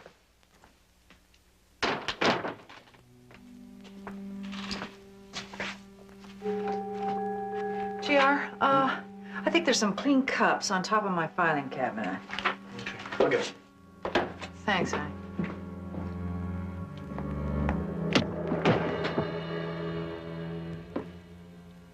Oh, JR, if they're not on top of the cabinet, look on the low table. JR, what are you doing? JR? Honey, what are you doing? JR! Oh.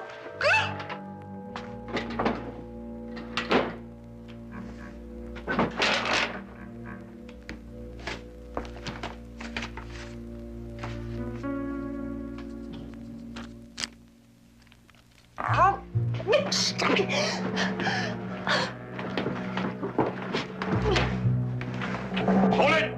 Stay back! Or I'll kill her on the spot. Put that away, Henry. You don't want to hurt Betty. Mr. Pearson, please. Shut up! She knows too much. She's the only one who knew. That Mary Alice Watkins was your girl. And you killed her. She deserved it. A lying little tramp. No one had to know about Mary and me, but I made the mistake of telling Betty. And that's why you pretended to be the Valentine killer to terrify Betty. I had to erase it from her mind. Kill her, in case they found Mary and connected me to her murder. But now it's too late. We all know. And then I'll have to kill you all. They'll think it was that Valentine man. But the police have him in custody. It won't work. Give it up, Henry. No. I've got to get out of here. Well, go. Leave Betty here. No. I need a head start. She's coming with me. Don't do it, Henry. Stay back. Don't try to stop us or I'll kill her. I'll lay you. Open it. Stay back. Pearson's taking Betty. We can't let him get out of the building. You all right? I'm fine. Let's go.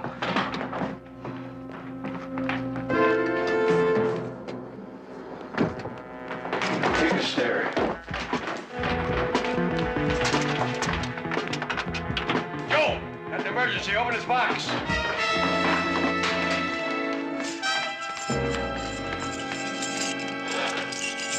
Come on, Joe. Don't fumble now.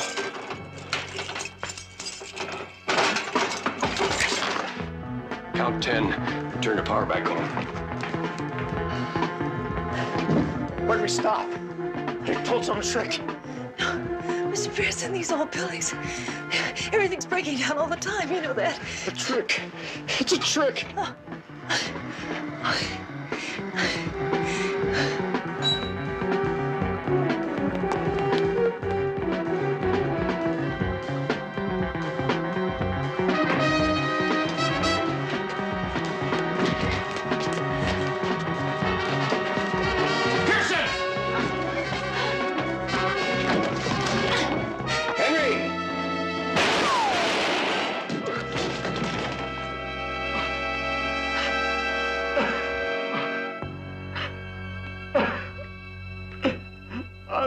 Sorry. I'm so sorry.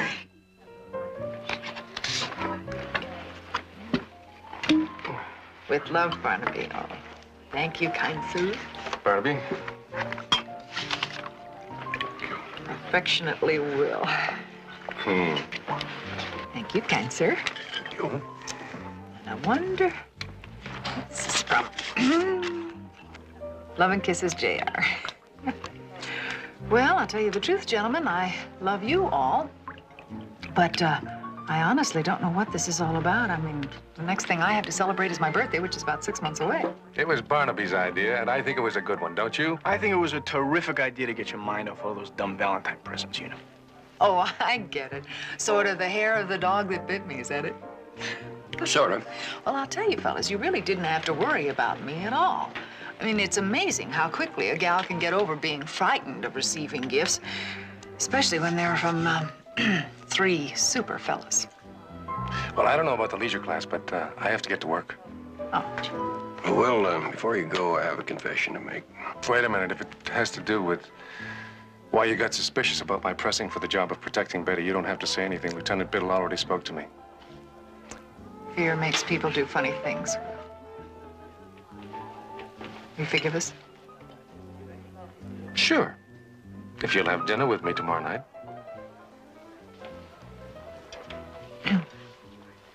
Well, if you make it lunch, it's a date.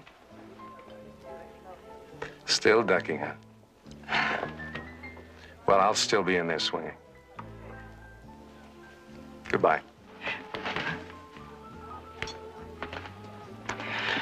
Well, gentlemen, I want to tell you that I have a surprise for you. I'm going to pick up the check. I don't believe it. You were right. Right about what? Well, I had a hunch that you may try to repay us for helping you move. So he paid the check in advance. To a lot of happiness in your new apartment. Oh, that's nice. Thank you.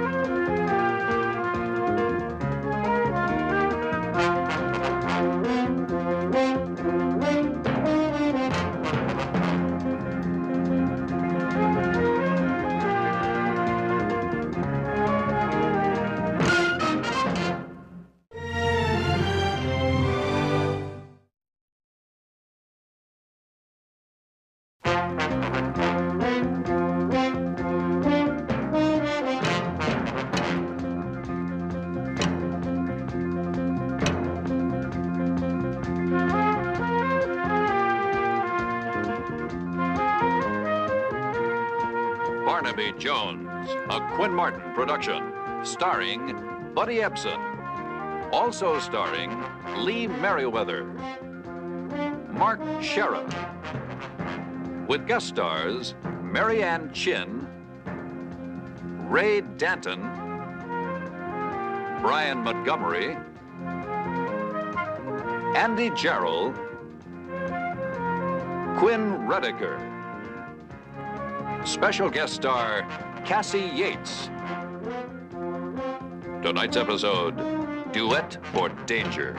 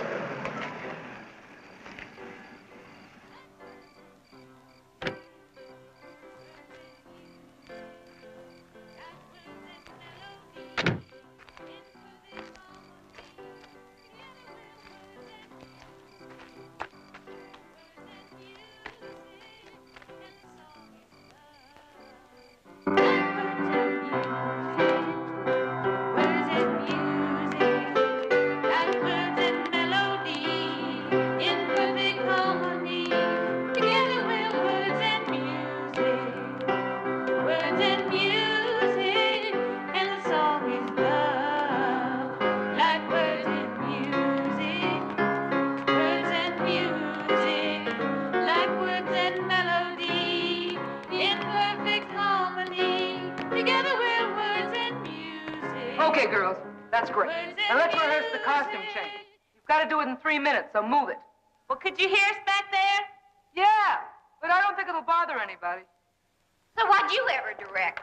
The roller derby? Well, come on, Pearl. It's obvious she's tone deaf. That cow. One of these days, I'm going to forget what Mama taught us about being ladies. I know what you mean. What are you looking at, you creep?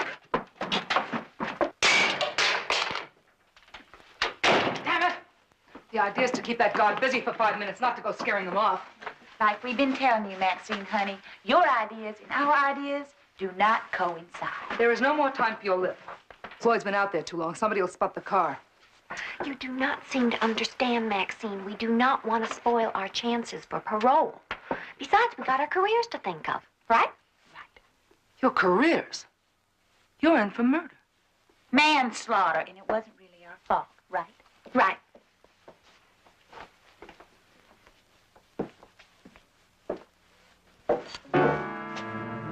You don't do like I told you. You'll need a plastic surgeon to put you together again. If he can find all the pieces. Understand?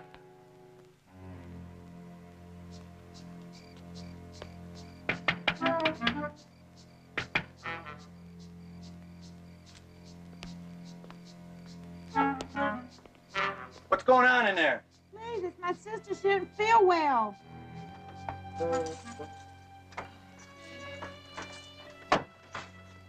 What's wrong with her? Well, I'm sure it's nothing that a little fresh air wouldn't cure. Fresh air?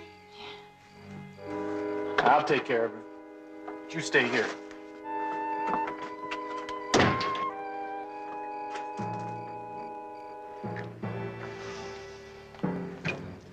Oh, my, I feel better already. Still feel weak to me. No, that's better. You know, I've been watching you, Pearl. I know. I don't mean that. See, you ain't like the rest of these barracuda in here. An opening act, that's all you'll ever be.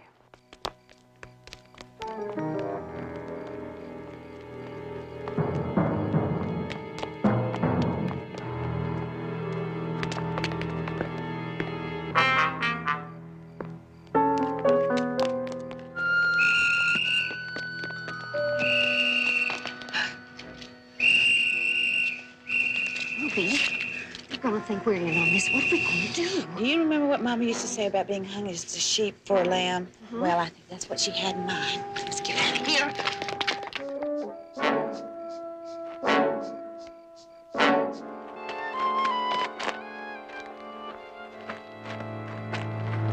Is that you girls? Sure is.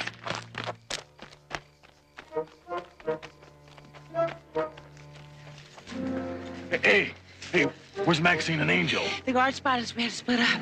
They're waiting up there at the north corner of the fence. Okay, I'll be right back.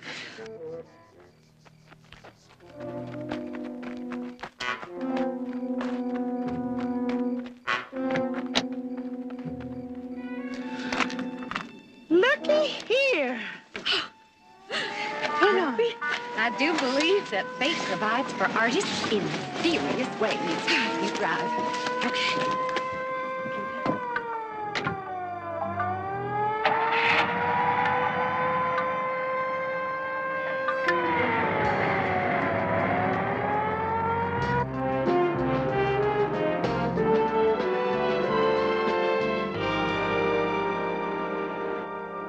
Now, let me get this straight, Miss Wells, Mr. Jones. Mary Beth Wells? Miss Wells. You say that you were rehearsing for your wedding last night, and the young man that you were to marry mysteriously disappeared. Just like that, Mr. Jones. We were standing in this little room at the church waiting for the minister when all of a sudden he looked out the window and saw a young lady standing in front of the sunrise. I thought you said it was night. Oh, that's the name of his van. He calls it that because it has a picture of a sunrise painted on the side. Sounds logical. Well, anyway, he told me that maybe she was trying to steal something, so he went out to investigate. When he didn't come back after a few minutes, I went up to see if anything was wrong.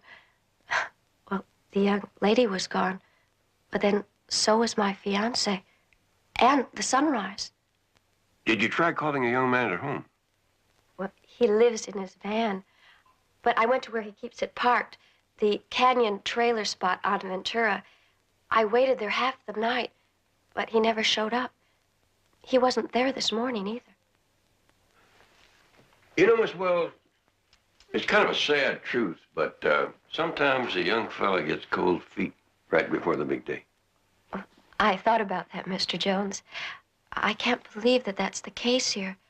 It was Lester's idea to get married in the first place. Lester who? Lester Gibson. You remember him, don't you, Mr. Jones?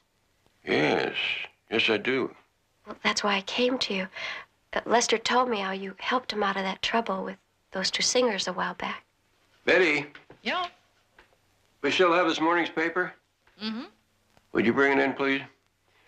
Miss Wells, are you sure you didn't see two young ladies standing in front of Lester's van? Here you are, Barnaby. No, just one. Why? Well, the two singers that Lester was involved with, the Starshine sisters, escaped from prison last night. Either of these two look like the one you saw? Well, I don't know. It was pretty dark. Barnaby, do you think those two girls have Lester? Jedediah, where the Starshine sisters are involved, the possibilities boggle the mind.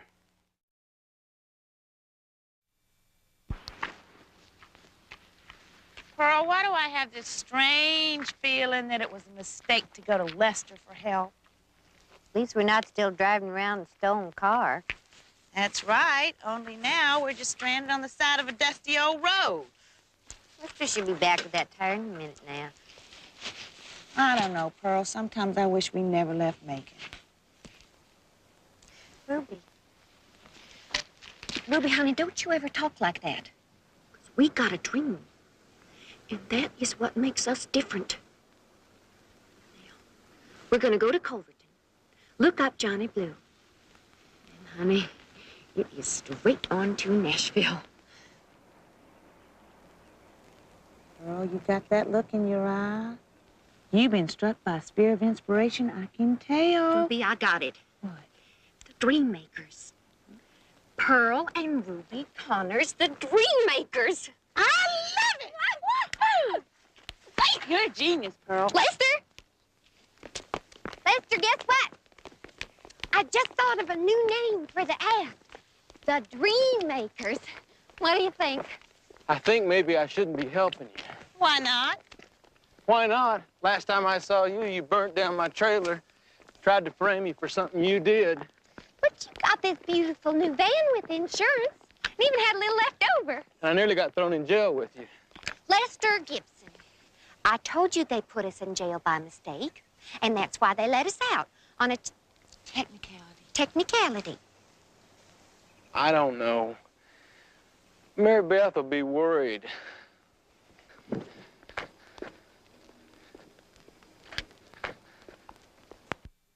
Not one young lady, two. Two? Miss Wells said she only saw one. Well, maybe that's because the other one was standing near the back of the van. I remember they attracted my attention because they were both wearing raincoats. And it wasn't raining. Yeah, that would be an attention getter. Reverend, would you mind taking a look at this picture? Are those the two young ladies that you saw? Oh, heavens, no. These girls are, well, obviously used to harder times. Well, the girls last night were innocents. Yes, sweet innocents. Why, one of them even came into the church and placed some bills in the contribution box. Reverend, do you mind if I have a look?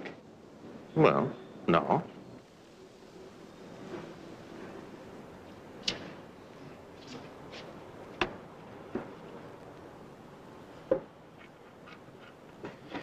$0.35, Barnaby.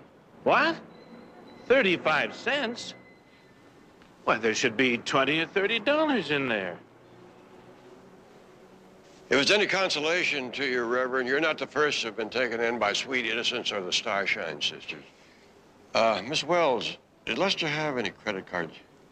Just one, to buy gas, as I remember. All right, I'll get the name of the company and have Betty start checking it out. Well, Reverend, thank you very much. Thank you, Mr. Jones. Thank you.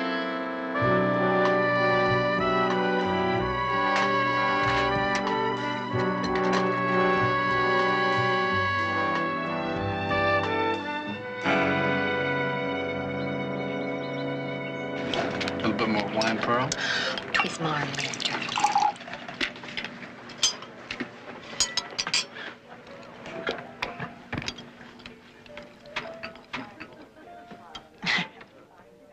Wonder how Mary Beth is now. Lester, must we discuss your old flames over lunch? You know how I am when that green-eyed monster gets the best of me. Then what about that Johnny Blue? That's all you ever talk about. I told you, he's just an old friend of ours. We grew up together in Macon, Lester. Yeah, and he said if we ever needed any money to come see him. Well, this may come as a surprise to you, Lester, but that is exactly what we need. Now, would you kindly pay the check? $52.71? Well, pay it. Pay it? I only have $8 to my name. You told me you had some money. Yes, but not that much. Besides, we had to pay for these dresses and wigs, didn't we?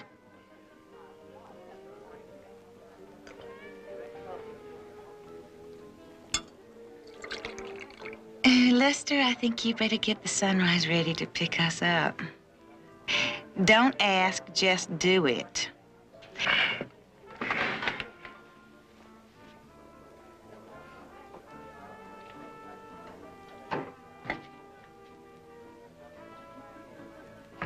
Pink ladies for the ladies. Oh, I didn't believe we ordered any drinks, did we, honey? Compliments of the house. My name is Stan Tolan. I own this place. Mine is in San Leone. Very nice. My name is Abigail Dubois, and this is my sister Cornelia. How are you? May I join you? Of course not. That's why we sent our little brother out to play. Oh. Cheers. Cheers.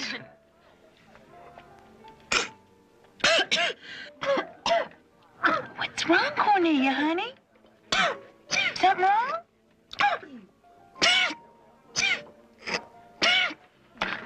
What is wrong with you?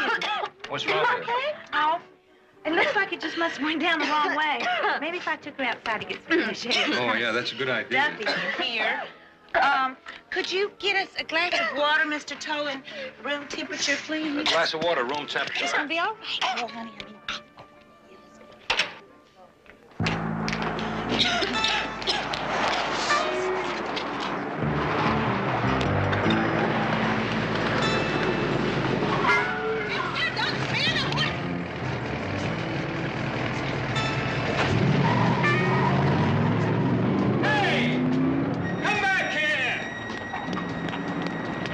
You won't get away with this!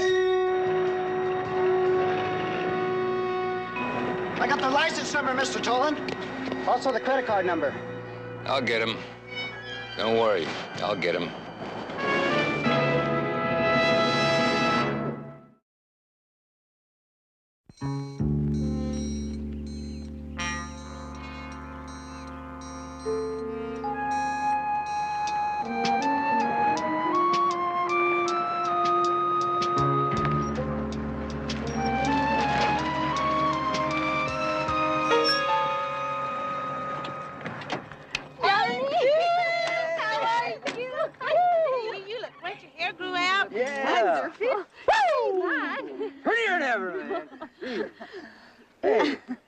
I thought over the phone you said there were 3 of you.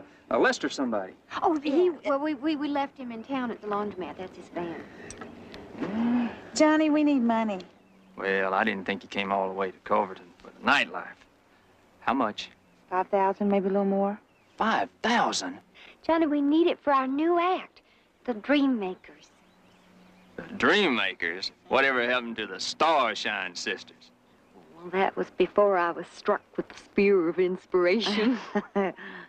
You mean, that was before you busted out of jail? We got the papers down here in Culverton, too, you know. Hey, come on now, come on. Let me see them pretty smiles. Come on now. You can trust old Johnny Blue. You know, I never did think you was guilty in the first place. Then you'll help us, Johnny? Why do you need so much? Because we cannot walk into Nashville with our hats in our hands. Not the Dream Makers, Johnny. We need a big car, maybe a chauffeur, you know, a big fancy hotel room, and lots of flashy clothes so the record people will stand up and take notice. Right. What do you say, Johnny? You're still dealing, aren't you, Johnny? Yeah, honey, but this isn't Las Vegas. It's just a small backroom casino.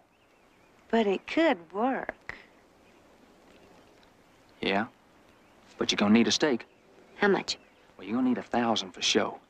Now, how much you got? $20 in a St. Christopher medal. And the sunrise. Oh, come on, Pearl. Lester wouldn't sell Sunrise in a million years. He doesn't have to. You're gonna need the pink slip. He keeps it hidden under the dash. All I have to do is sign his name. Pearl, he's been awful nice to us. Ruby, we can pay him back afterwards from our winnings, plus interest. Mama always said one good turn deserves another.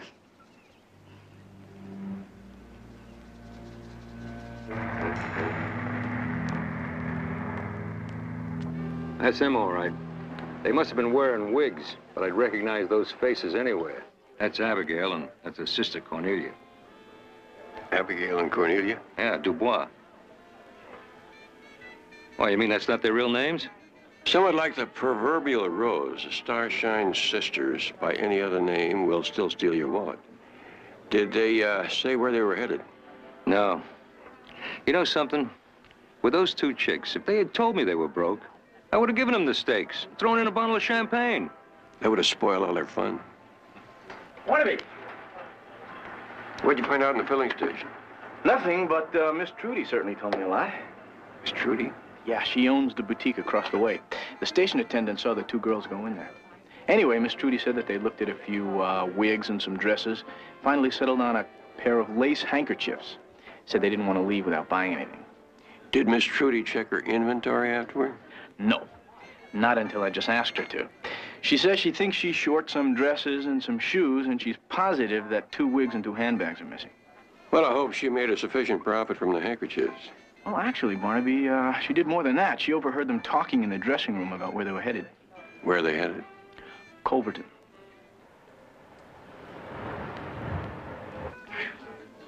I know they're in here. A guy in the parking lot told me he saw them come in.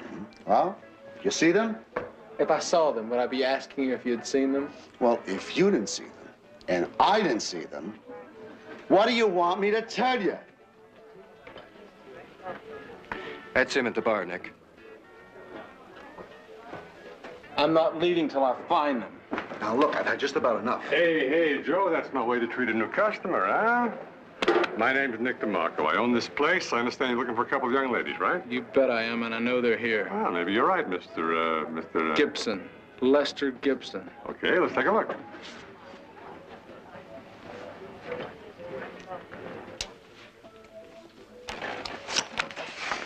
Heavens, if it isn't that little black clover and the one-eyed gentleman again. And look at you, Ruby. 5, 4, 2, and a lady, and I do believe that's the name of the game. Hey. These your lady friends? They sure are. Your luck's still holding, Mr. DeMarco.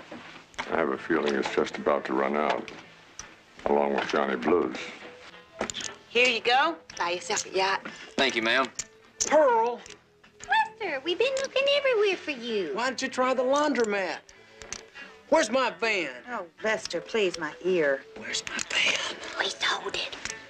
You sold the Sunrise? Well, it's not as if I'm a complete stranger to you. Besides, we got $1,500 for it. I paid $3,000. We'll give you 4. We are winning, Lester. B-I-G. That means big, Lester. Ladies, place your bets, please. Pearl? Ruby, as Mama used to say, you cannot expect a bountiful harvest without risking a few seeds. I think their luck just ran out.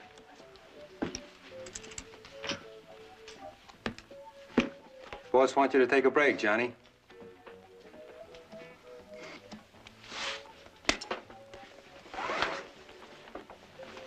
On the other hand, there's that story about the birds and bush.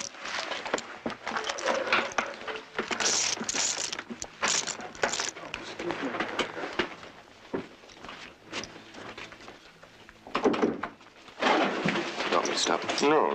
Let him cash in. It looks good for the house.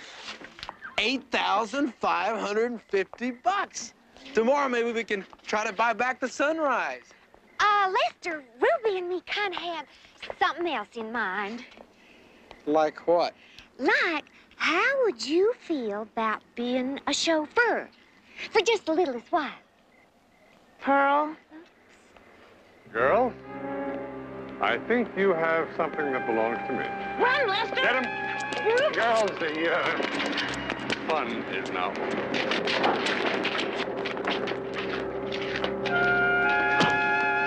Oh, please, don't hurt him.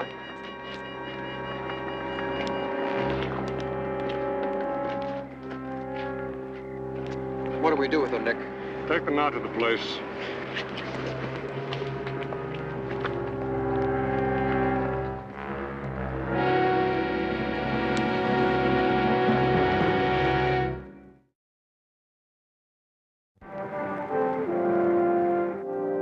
Nice-looking girls, eh, Mary? But what makes you think they were in here? Couple of reasons. Number one, we checked every other place in town, and the other one is your sign out front says live entertainment. We thought they may have come in here looking for a job. Let me take another look at that picture, would you? There's a good chance they might have been wearing wigs. You know something? They were in here asking about a job. Yesterday evening sometime, I told them we didn't have anything, and I sent them away. They have a young fellow with them? No, they were alone. Did you say where they were staying? It was during the dinner hour. I must have talked to them for all of 30 seconds. Would they have talked to anyone else in here? No, they just asked for a job, then they split. Well, thank you very much for your help. Anytime. I'd offer you a drink, but we're closed now. Well, that's all right. I've already had my milk.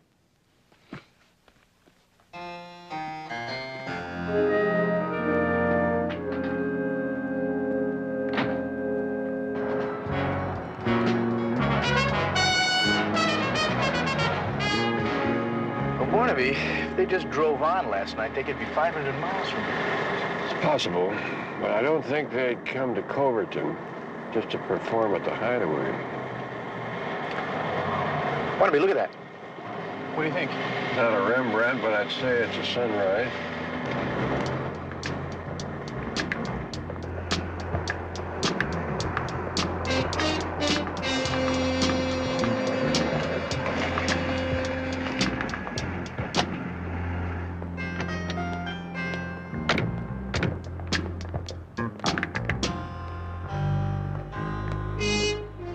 No need to look any farther. That van is you, or my name's not Smiley Oldswanger, largest used car dealer in Culverton, California. Oh, that's quite a name. Mind if I just call you Smiley? Mister, you can call me anything but late for dinner. My name's Barnaby Jones. I'm a private investigator. This is my associate, Jedediah Jones. Hi there, Smiley. What can I do for you? This van here, did that used to belong to a fellow named Lester Gibson? Yeah? Why? When did he come in, do you know? He didn't. His wife bought it in yesterday. His wife? Pretty little thing. Came in with her sister. But he had signed the pink slip, so everything was on the up and up. Did she say where her husband was? Oh, in some hospital. That's why they needed the money in a hurry, so he could have open heart surgery. Did she give you an address where they were staying? She said they moved around a lot. What time of day was it? Around 4:30. Well, that would mean they came here before they went to the Hideaway. The Hideaway? If they went there, I sure bet they didn't have much money left over for the operation. What do you mean? Nick DeMarco runs a little casino in the back room. Oh, he didn't tell us about that. Well, thank you very much, Smiley. Pleasure. You know, Barnaby, I cannot believe that Lester would let them sell his van, not for gambling money. Jedediah, you realize that Lester hasn't been seen since yesterday afternoon? Mm-hmm. That's what's got me worried, too. Lester, we're sorry we got you into this. But if we ever get out of here, we're going to make it up to you by letting you be our manager. Any ideas?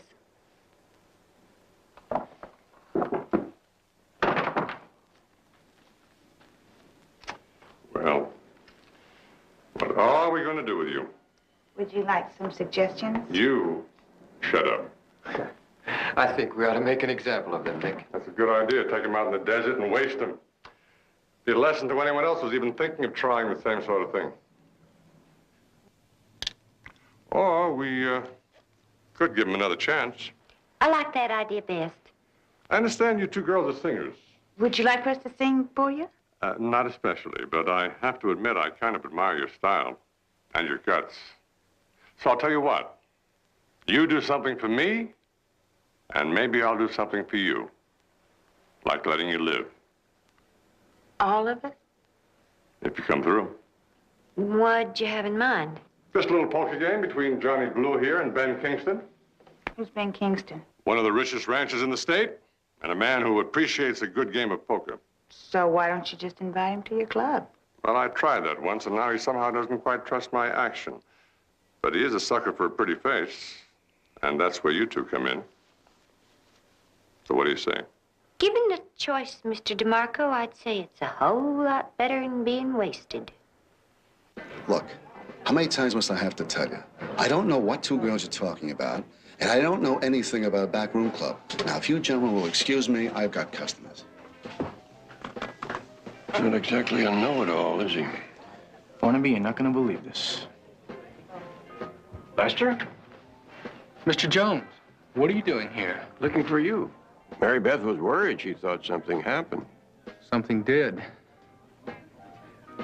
I changed my mind about getting married, so I just took off. Lester, we know about Ruby and Pearl. Mr. DeMarco's waiting, Lester. Yeah, I've got to be going, Mr. Jones. I'll call Mary Beth and explain everything. Nice to see you again, Mr. Jones.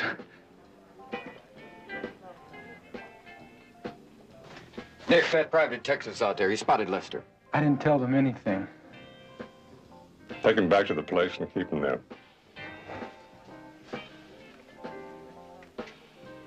Well, Mr. Jones, what's up? Would you mind explaining to me what Lester is doing here with you? Lester? Oh, Lester. Well, what's there to explain? He works here. Since when? Since yesterday. He came in here looking for a job. He seemed like a bright young kid, so I hired him. Why didn't you tell me that earlier? Oh, you mean when you asked me if there was a young man with the two singers? Well, I didn't realize you meant Lester. I just sent him off on an errand. I don't know when he'll be back. Mr. DeMarco, I don't understand everything that's going on around here. I need a little cooperation. Does the sheriff know that you're running this backroom casino? Casino? Oh, you mean back there? Well, Mr. Jones, I really don't know who's been talking to you or what you think you know, but you're quite welcome to take a look.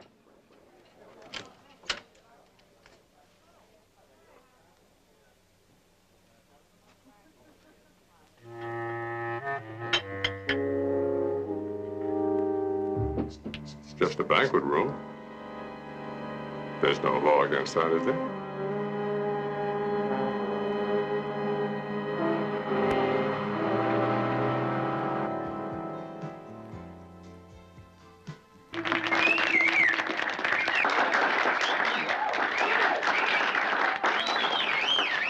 Thanks, folks, and remember, we're the dream makers.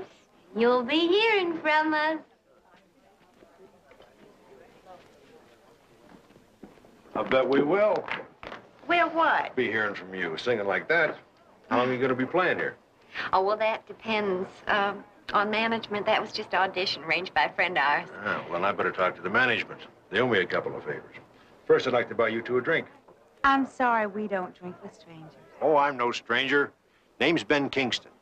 I'm really just a country boy that happens to own a lot of the country. Come on, sit down. But we can't, Mr. Kingston. We're cousin sitting. With our cousin Willie, Aunt Meldie's boy from Macon. Well, why don't we get him a milkshake or something? How's that? Willie's 30. Oh. And he has this terrible disease. Aunt Meldie calls it the gambling fever. It's not like he can't afford it, though. Do you know the Dubois family, Mr. Kingston? Dubois?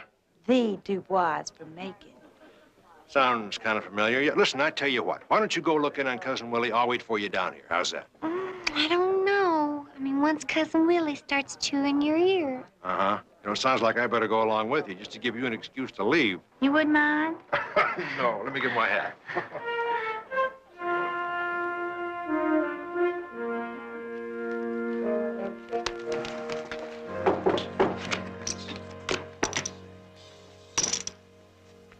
That's right. Number 4, Big Cowboy. Cousin Willie, this is Cousin Ruby, save the introduction for later, please. Now, you got that other king under there? 500 says I do. 1,000 says you don't. What have you got? Just a little old pear? That's enough for me. I thought you guys came to play. You know, a man just can't find any action around here. You don't play, do you, Mr. Kingston, Ben Kingston. Yeah, I've been known to sit in now and again. Well, we got a couple empty chairs here. And no, I promised your two good-looking cousins there to buy him a drink. Well, you suit yourself. Of course, we could have something sent up. We'll celebrate over dinner later.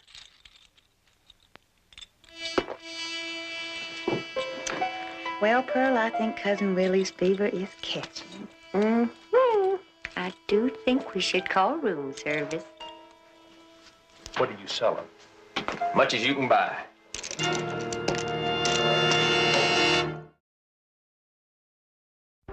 Well, it doesn't look like Lester's coming back, Barnaby. Why do I have that same feeling? Maybe we should call the sheriff. We got nothing to tell him until we know where Lester is. I think our best bet is to let DeMarco make the next move. Barnaby.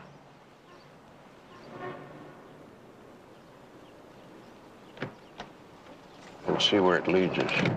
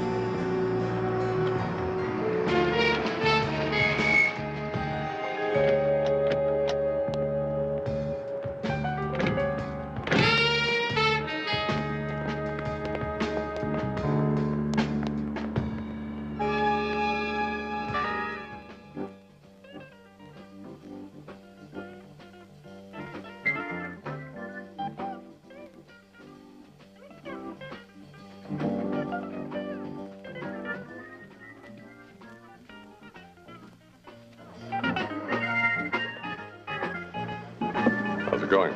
Perfect. Johnny let Kingston win for a while, till the stakes went up. Now Kingston can't figure out why his luck's gone sour. And the girls? If I didn't know better, I think they did this kind of work before. Wish we could get a closer look.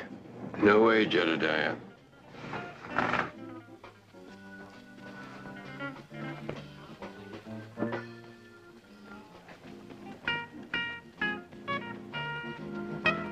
She came from over there. Okay, I'll go take a look. And Jedediah, until we find Lester, they hold all the cards. Okay. I'd better get back. Hey, congratulations. I hear you did a real great job. Let me buy you a drink, huh? Oh, no, thanks. I think we'll be on our way. Now, this is just the beginning. Beginning of what? Ruby, there are suckers like Kingston all over the place, and I don't just mean Culverton.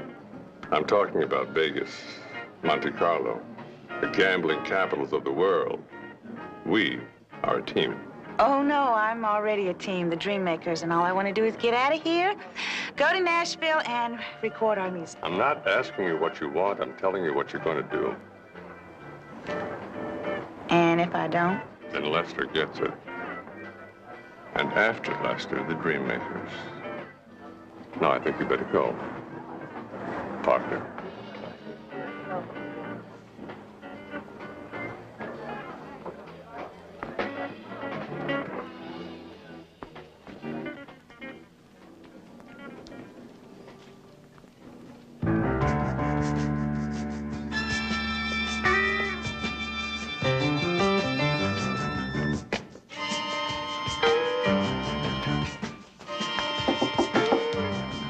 Ruby. Yes. Where's your 200?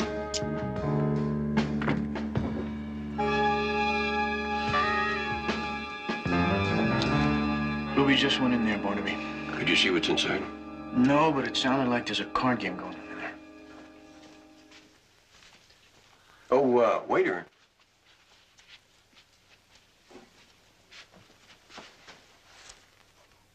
How'd you like to take the day off and go fishing?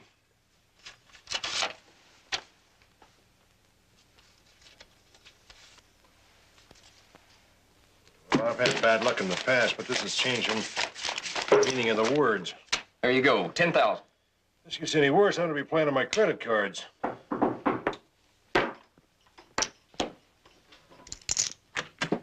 Room service. Ice cream, sodas. I hope you're all having a nice day. Where shall I put you, sir? Here, right here. Anybody in trouble? Yeah, Lester is. They're holding him. What's going on over here? Well, actually, sir, I was looking for a place to put these sodas. I know you. You're the guy with that detective.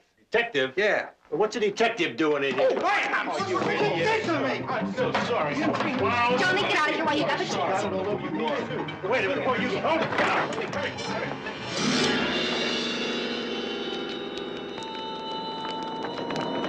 Hold it, ladies. Hold it.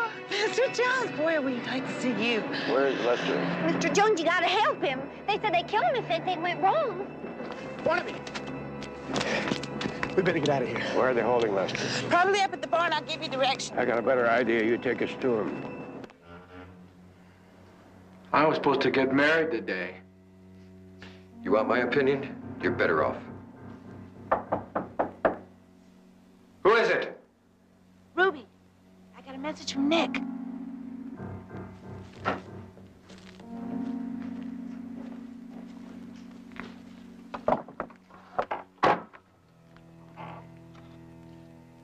What is it? You're fired. Tie him up.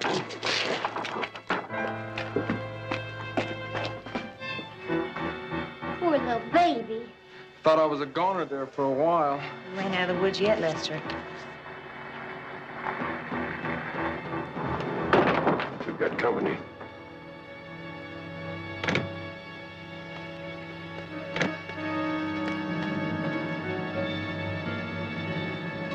What now, boss? Question is, why would they go to all this trouble just for Lester? John, all I want is the money from the game.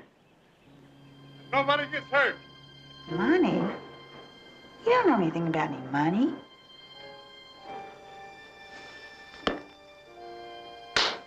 Pearl, you didn't. Rio, it seemed like such a waste, Ruby.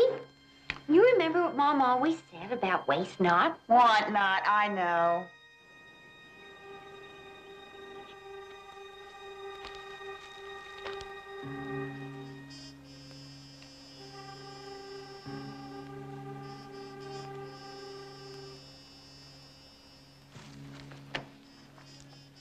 Jones, I'm giving you one more chance.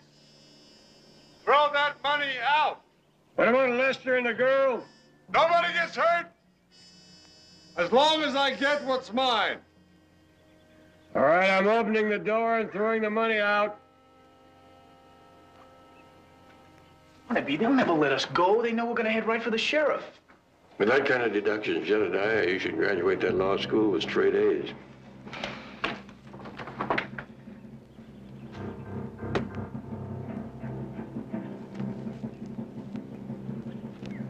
I'll cover you.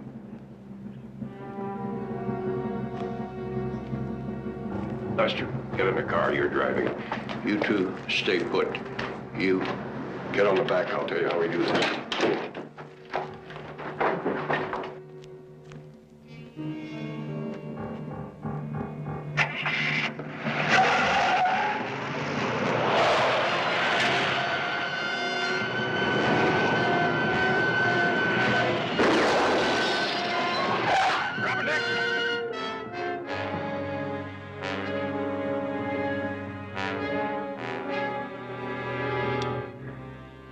Get his gun, Lester.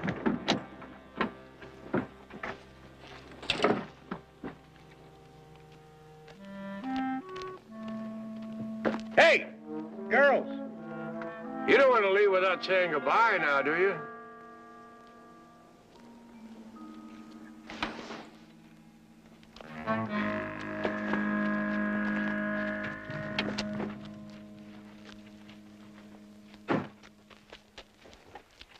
It's just not fair, Mr. Jones, going back to prison. We already played there. Well, look at it this way, Ruby. They liked you so much, they want a repeat performance. Take care, Lester. And I meant what I said about being our manager when we get out. Any ideas? I'll work on it, Pearl. I'll work on it.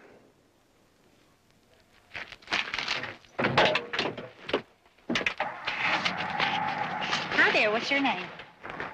You know something, Barnaby? I bet you he waits for those girls to get out. The way that pair operates, he may not have too long to wait.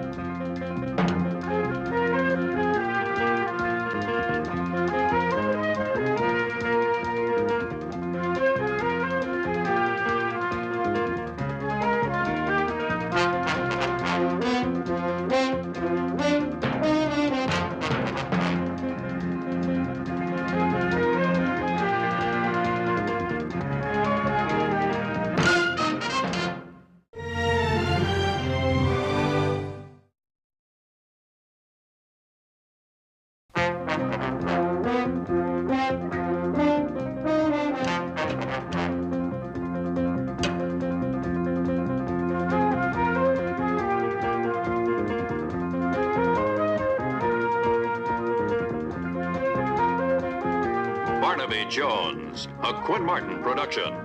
Starring Buddy Epson. Also starring Lee Merriweather, Mark Shera.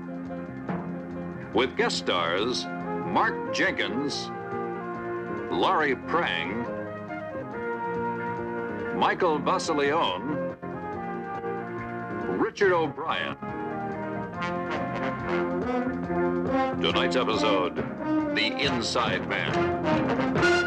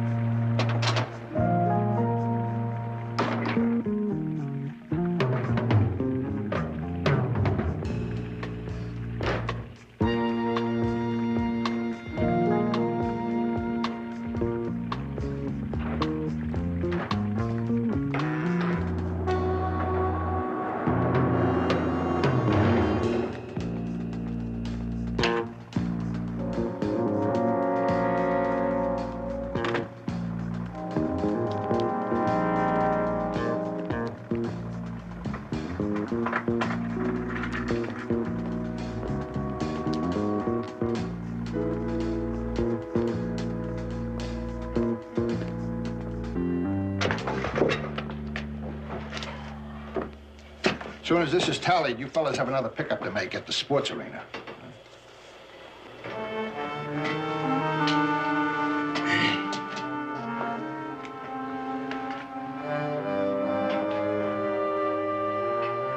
I keep my mind on business, Ralph. If those figures don't jive, Mr. Dyer's going to keep us all here till midnight. Oh, yeah.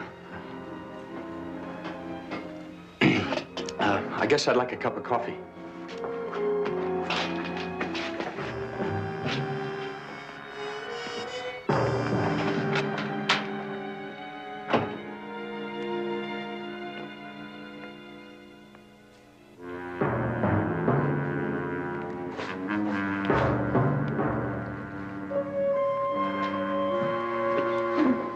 And don't night tonight, Daddy. Mom's invited the Wilsons. You tell her I'll be there by 7.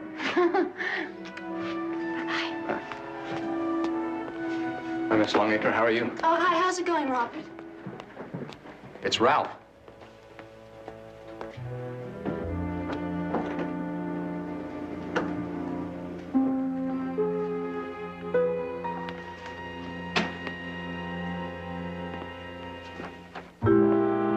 Boy, Ralph, you taking a break, huh? You get a little punchy in there sometimes. Industrial fatigue. I read about it in a magazine. You gotta be careful of that. Oh, industrial fatigue. Yeah. Maybe you're right. Yeah, the way I see it, counting money all day long is like tightening the same bolt on an assembly line. The monotony could crack a guy up, you know what I mean? Sounds like maybe you ought to talk to the boss for us about getting more vacation time.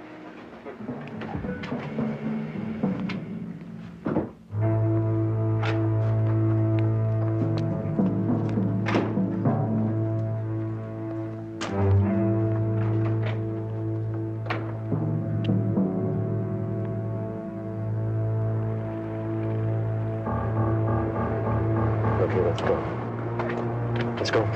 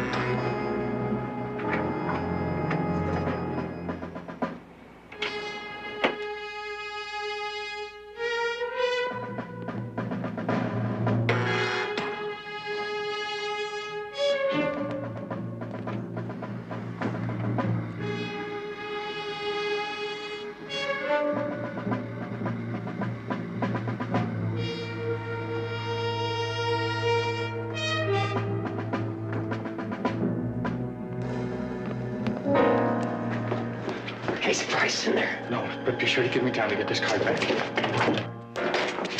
Breathe. Now, everybody on their feet and put your hands on top of your heads. Come on. You. Come here. Open the door. No, with your other hand. That's right.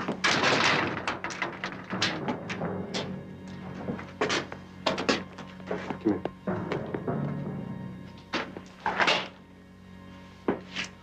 Go back. Back up, sweetheart.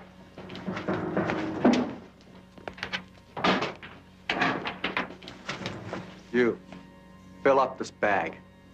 With the bags.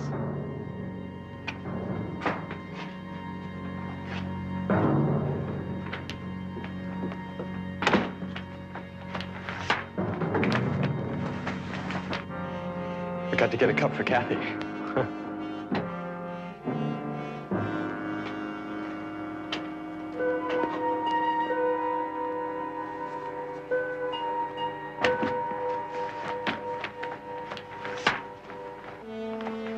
You!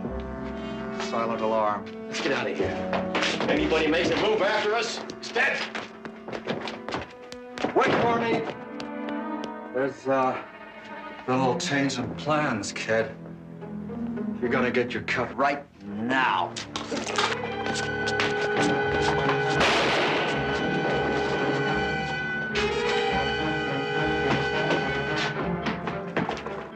Ralph, what happened?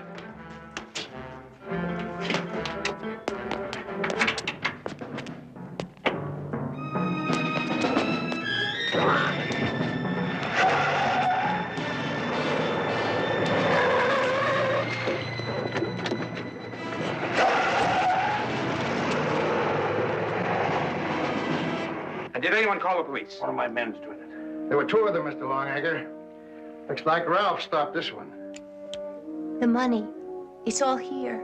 You took a terrible chance, Ralph, going after an armed man. You mean you did this? He sure did. Ralph's a real hero.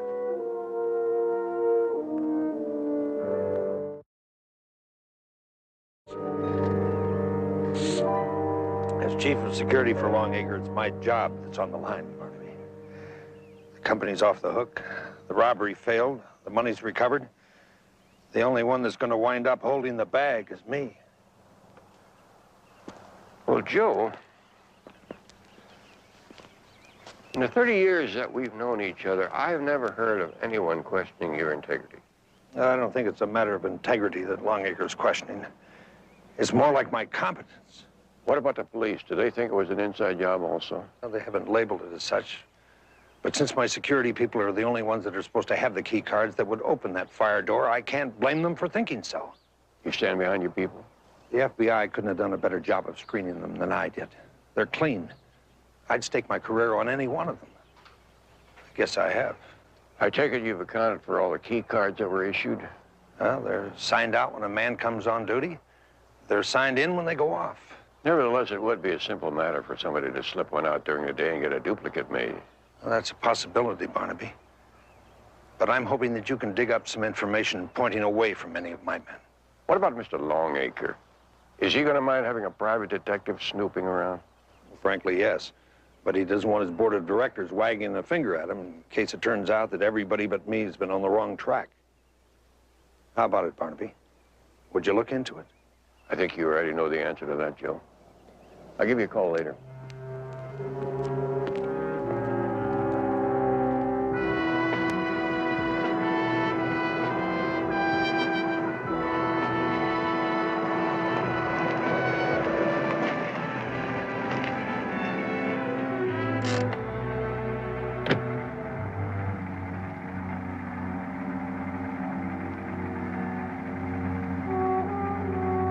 Yes?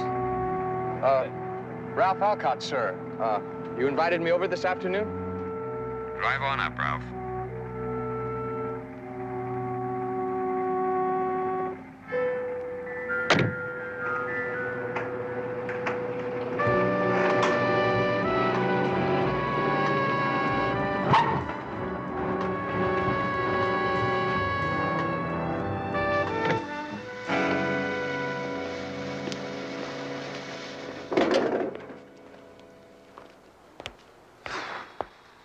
Is it on fire? Oh, hello. No, it's one of those hoses. Probably the radiator, too. Look like Old Faithful there for a minute. Come on. We'll take care of it later.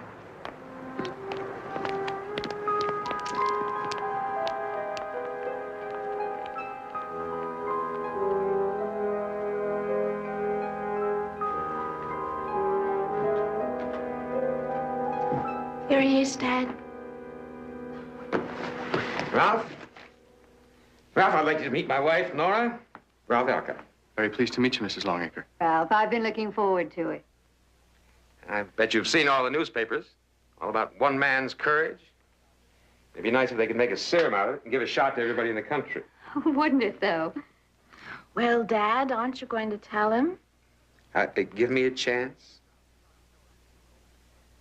Ralph, you probably know there's been an opening for some time now for a new assistant to the chief accountant. It's yours, Ralph. Dad's promoting you for what you did. Oh, hey, wait a minute. That is the trouble with women. You know, they will never let you tell a punchline. There'll be a raise in it for you, too. There. At least I got that in. Well, whatever it is, I'm sure you're still being underpaid. Look, I really didn't expect... A word to the wise, Ralph. Never give Martin a chance to change his mind. They're always ganging up on me. Chris, maybe Ralph would like a drink before lunch? Oh, I'd better do something about my car. Oh, don't worry about it. Dad, you can have someone take care of Ralph's car, can't you? One of the hoses broke or something. Oh, no problem. Andy's coming over from the motor pool. He can fix yours just as well as mine. See? How about some tennis after lunch? Oh, I'm afraid I'm not very good. Seems like a nice young man, doesn't he? It's funny. You know, he's worked for me for over 2 years. I hardly ever took notice of him before.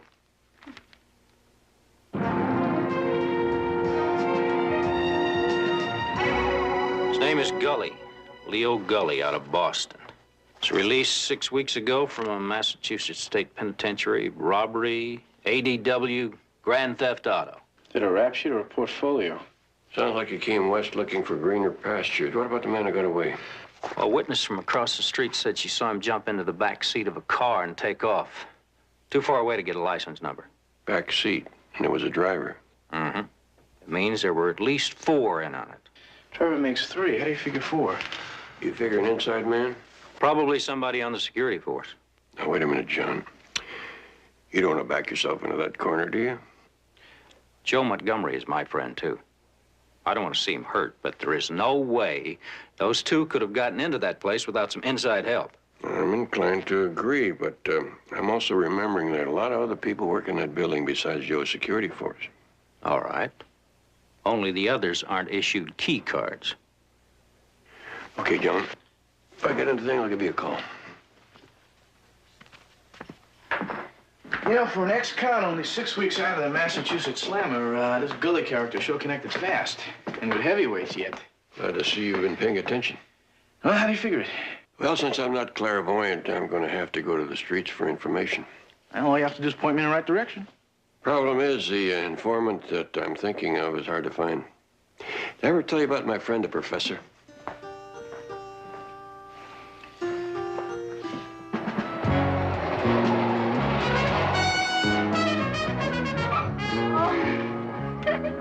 So Pete told Lois she better stick her head out of that ivory tower of hers and see what's going on in the world. Well, you should have heard what Lois said. What? Oh, yeah, that's mine right over there. It's loaded with charm. And peeling stucco. Well, from here, all I can see is the charm. Inside, it's even worse. I'd ask you in, but, Well, it's been a long day, Ralph. A nice day. Maybe we better say goodnight. yeah. I guess we just did meet, didn't we? Uh-huh. I have been noticing you for a long time, though. Well, where was I during all that? Not noticing me. Calling me, Robert. Robert? I'm sorry. No, don't be. I like Robert better. Okay, Robert.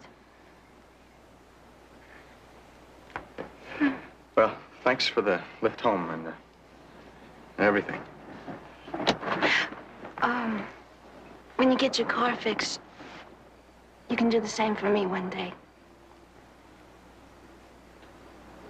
Well, good night, Robert. Sleep well.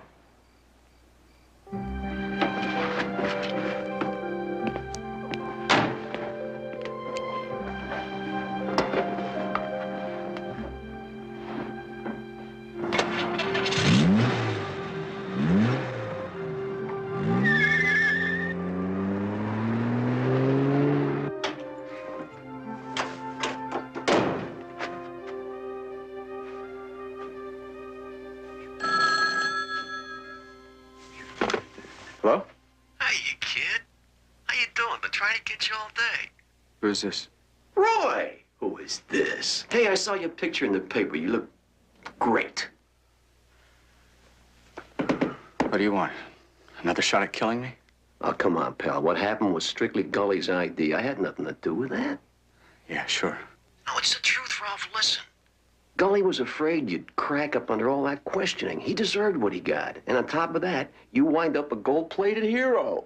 So maybe it's all for the best after all. Huh? Hey, look, do us both a favor, okay?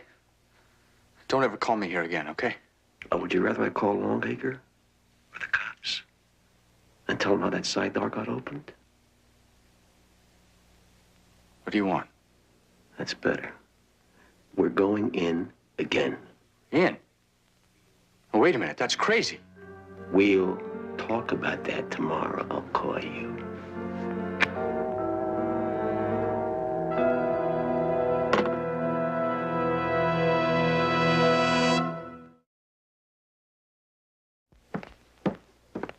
Good Morning, Mr. Longacre. Joe? Mr. Longacre, this is the private investigator, Barnaby Jones. Oh, yes, Mr. Jones. How do you do?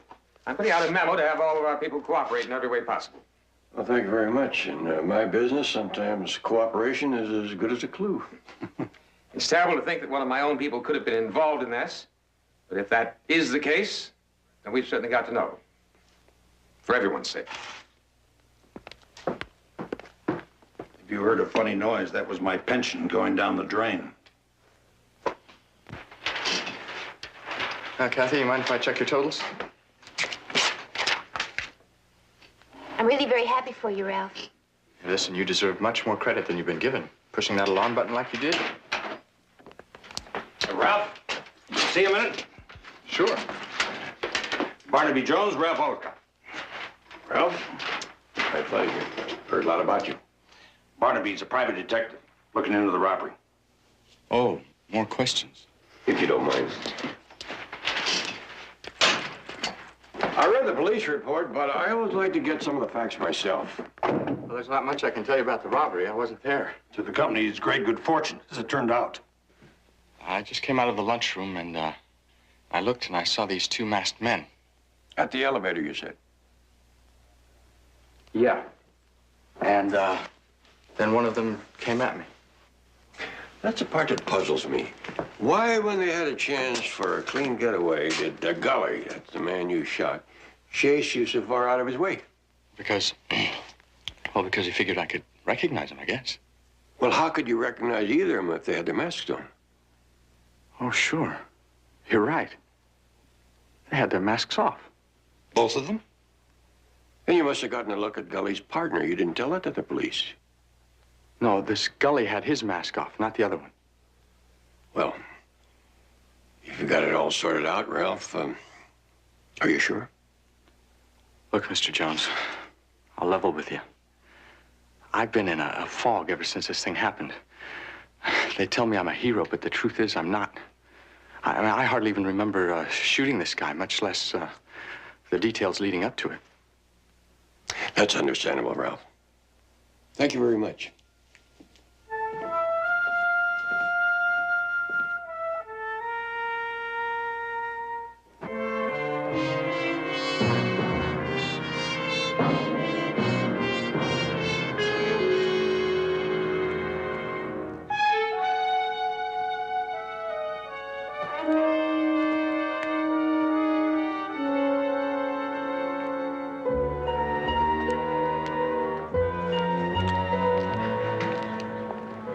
Hey, if it isn't the big hero. How's it going, kid? Lousy. Ever since I let you talk me into this mess. It didn't take much talking, remember? We checked you out real good before we ever made a move on you. You said you hated the job, you wanted to shake loose, make a score. Now it's all still there. Yeah, but robbing Longacres again is dumb. Ralph, that's the beauty of it. They won't be expecting us. Us? Gully's dead. What do you mean, us? Easy. Nobody's asking you to do anything different. I already got another guy. The only thing we got to worry about is when. No. One thing I'm not going to do. I'm not going to risk getting a hold of another key card. Now, that's for sure. What about hitting the loading dock before they put the money inside and when there are no other trucks around? For crying out loud, I don't have that kind of information. Get it? They trust you. I've been reading about your promotion. So find a way and get it. And if I don't, what are you going to do? Turn me in? Well, that works the other way around, too, you know. Except for one thing, Turkey. I got lots of friends and lots of places to hide. I can keep running forever. But how about you? You really want to give up this good life you're into now? It's nice, isn't it? All right. Look, I know receipts from night ball games always come in late. There's one scheduled for tomorrow night. You call me when you find out the time it's due in, okay?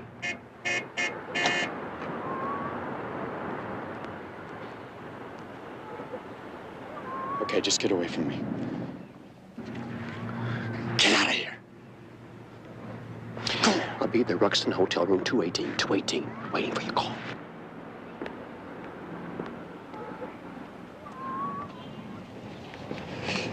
Did he go for it? Yeah, he'll go for it.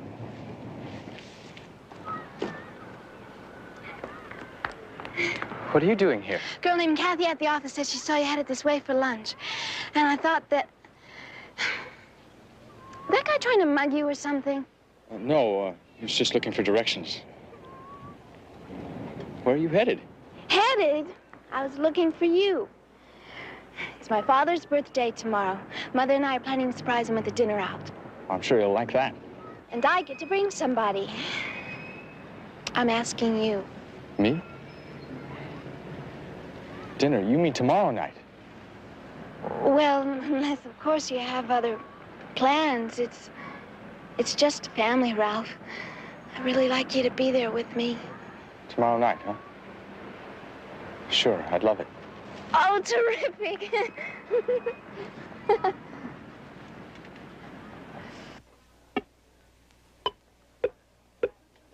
Can't do any better than that. Well, thank you, my good man. And do call again. See, Barnaby, I told you I could find the professor. Barnaby, I've been looking forward to your visit. How about 5 again, son? You're on. Take the pilot seat. Professor, don't you know it's against the law to gamble? But gambling holds none of the hazards of breaking the unwritten law against snitching on bad dudes. Like the late Mr. Gully and his friends. In some cases, snitching on bad dudes is good for the soul as well as the pocketbook. If you think throwing the point will lull me, you're mistaken. Listen, I was weaned in pool rooms. I'm not going to get hustled over one of these things. Gully and his friends, what do you got? Well, at the moment, only scorn. For a name and address, what would it take to overcome your understandable repugnance? Great number of toll calls, if you follow my meaning. You know, false confidence is going to trip you up every time. If you're asking, would I pick up the phone bill, how about a couple of long ones? Would that cover it? Quite nice. One now and the rest when the information is forthcoming.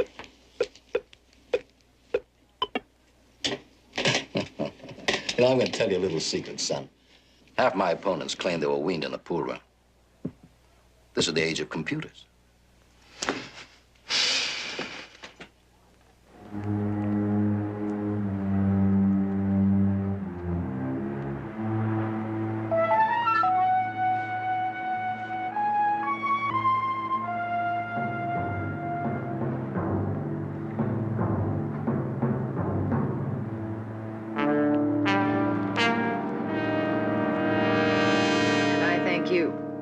Bye-bye.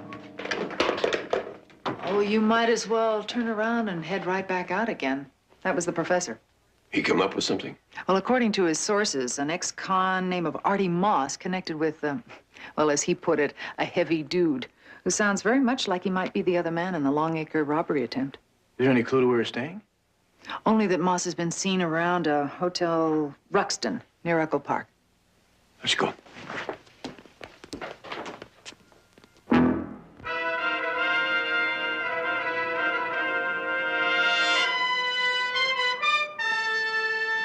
What's wrong with going out sometimes? Having a little fun.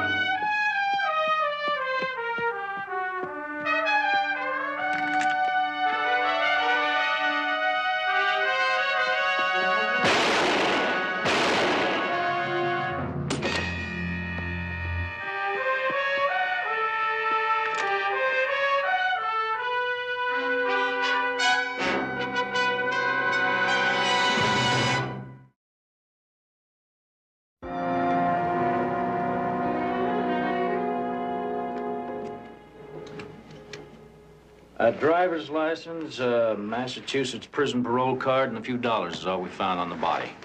Can't win them all, can you? How come you're so interested in this Artie Moss, anyway? Chip thought it might be a new man in that crowd that Gully ran with. Have you checked his hotel room? Moss isn't registered. Manager says he's been visiting lately with a couple in room 218, Mr. and Mrs. Norton. They have anything to say? No. Seems they hightailed it out before my men got here. Think they had anything to do with the shooting? No.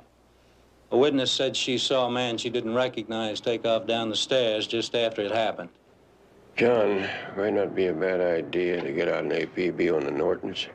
It could be what's left of the gang that hit Longacre Security. I'm ahead of you on that one. Already have. I don't know. It doesn't add up. Why would the gang have a falling out if they didn't get any money to fight over? Yeah, and if you're right about this, Barnaby, it's also interesting that they're still around recruiting new talent. Kind of makes you wonder what their plans are.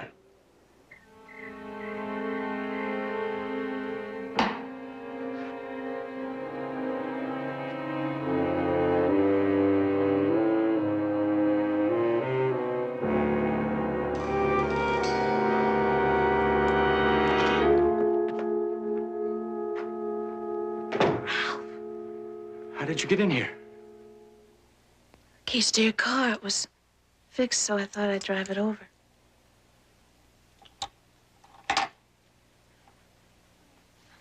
My God, Ralph, what are you doing with the gun?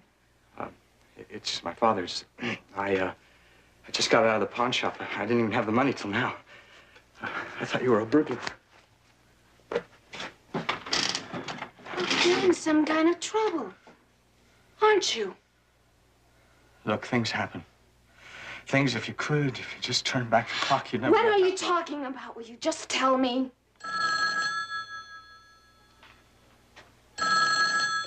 Hello? You know what I'm gonna do to you, you slob? I'm gonna make oatmeal out of your brains. I don't care what you say to me. You can't scare me anymore. Not anymore. Yeah, I know, you're a hero.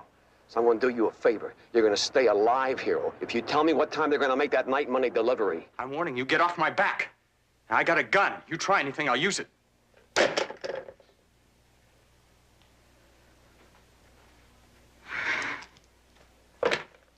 What are you doing? Calling my father, you need help. No! Then please just tell me. Let me help you. Just tell me what's going on.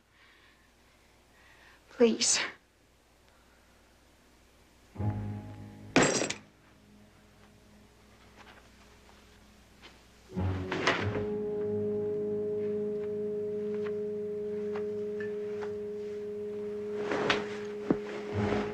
Go back home, Chris. Go on back to your nice, clean, pretty world. I like you.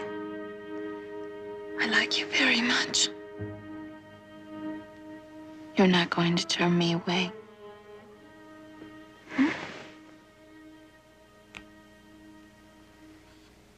God, you're beautiful.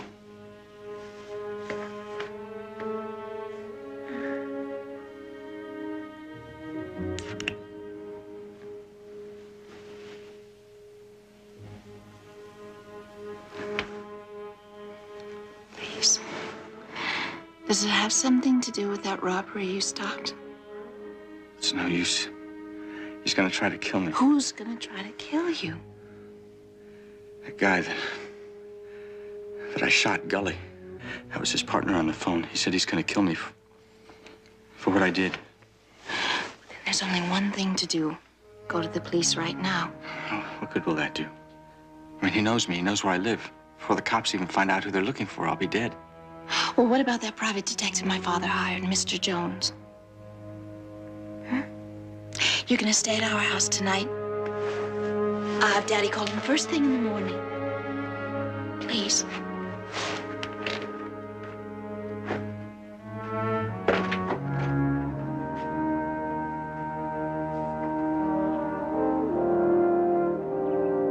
No, Mr. Jones. I just don't like the idea of going to the police for protection. I mean, how long can they protect me? It can't last forever. Don't worry, Ralph. You're welcome to stay here with us as long as it's necessary. Puzzling that a thief would risk his own safety for revenge like this. Yeah, you would think he'd do himself a lot more good just by cooling it somewhere. Or maybe this Gully was his relative or something. I think that's worth looking into, don't you, Mr. Jones? Yes, there's something else I want to check out. Bill Hummel, the security guard, is he on duty today? I believe so. But you've already talked to him, haven't you? I've talked to everybody, and I left with one fact, that in addition to Ralph, Hummel was the only other person who was alone at the time of the robbery. I'd like to know more about this myself. I'll go with you. Ralph, you'd probably be safer in a crowd. Why don't you come along?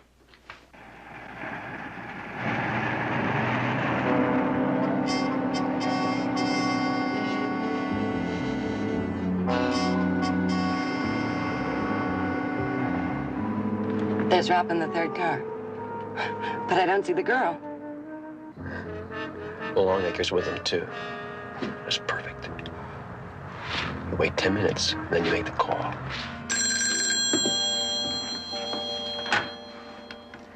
Hello? The Longacre residence? Yes? This is the police dispatcher, Dwyer Division. Our unit is just radioed a 640 traffic accident at Sunset Willoughby. Oh, no, an accident? One of the victims, Martin Longacre, has been injured and is being rushed to Central Receiving Hospital. He's asking for Chris. Okay, I'll be right there.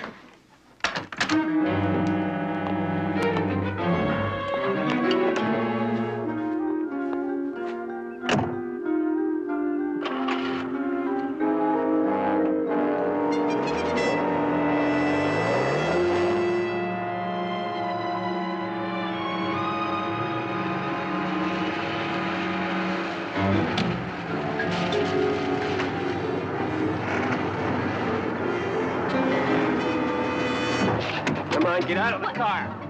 Just come on. What is it? Don't say anything.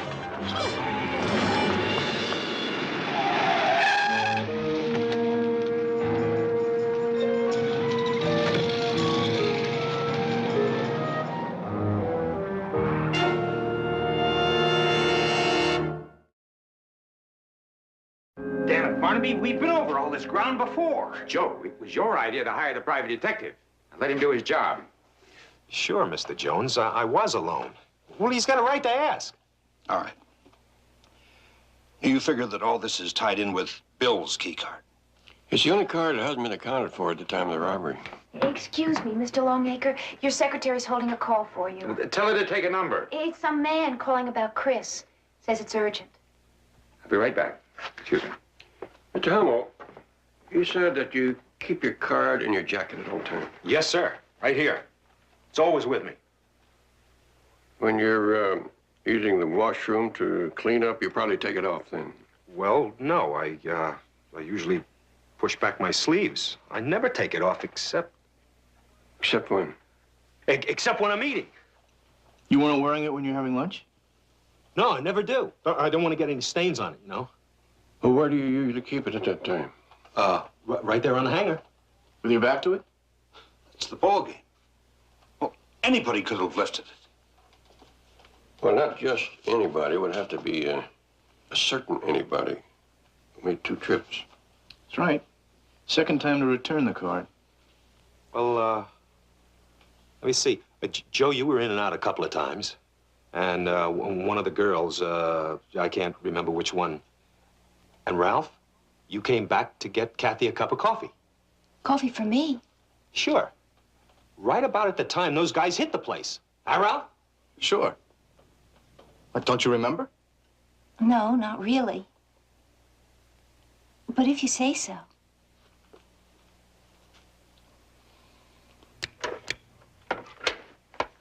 Hello? Dad. Chris, you sound funny. Is something wrong? Dad, do what the man says or he's gonna hurt me. Chris? Chris? Longacre, you have any doubt that was your daughter? Who is this? What have you done to Chris? Shut up and listen. Go to your vault and put $250,000 in a bag. You've got a half an hour, so that won't give you time to mark the bills. In a single car with the money, go north from the freeway along the Arroyo Canyon Road until the car is stopped. You got that? I can't possibly get the money all together and drive there in half an hour. I'm allowing you an extra 20 minutes for the trip, and you're not driving. I want somebody I can recognize. Then who? That kid whose picture's been in all the papers, Ralph Olcott. Him I'd recognize. Okay?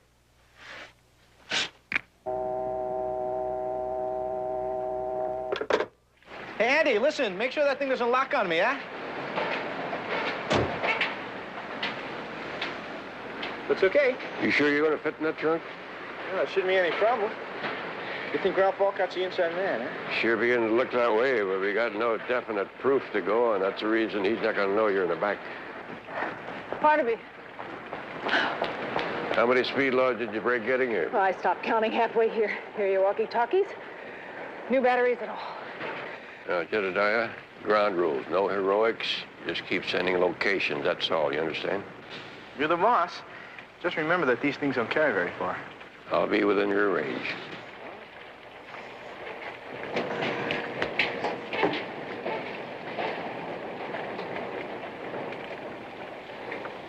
Well, Barnaby, I also have a message for you from Lieutenant Biddle. They found latent prints at that hotel belonging to a Roy Swain, an ex-con and parole violator. What did this Swain serve time for? Armed robbery. Before that, extortion and attempted murder. It's all here. Now, Mr. Longacre, before we start, I want to advise you once again. No police. Now, the company has my personal check for the money. It's nobody's business but mine, and until I get Chris back safely, the police stay out. Your daughter comes first, that's for sure. But the man who did the kidnapping and the one who is threatening you, Ralph, I believe is one and the same. Yes, I know. But I want to go anyway. Well, we'll try to see that nothing goes wrong. But I'll need about 3 or 4 minutes after you make contact. See if you can find a way to stall him for that long. Okay.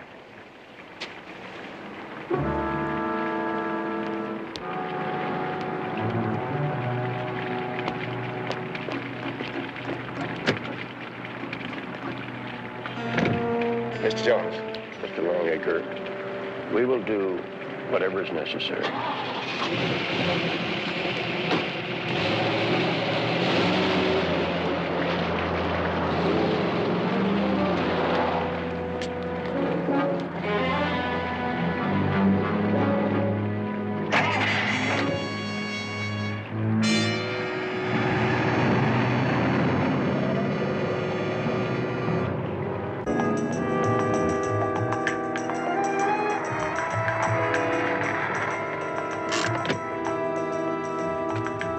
Barnaby, we just stopped.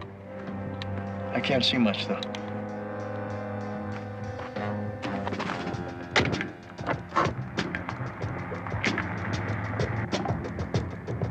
Barnaby, there's a sawhorse blocking the road where we turned off to the right.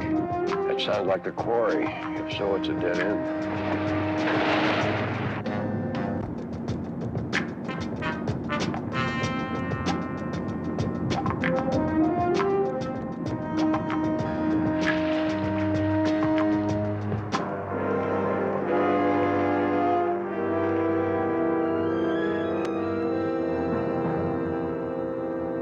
The road's bottomed out.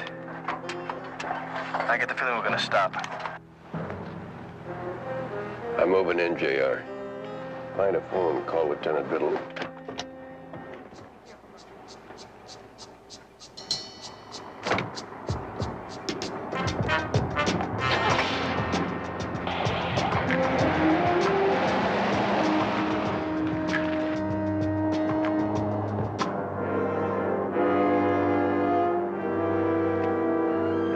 I don't know. You must pay something for that jerk to commit suicide over.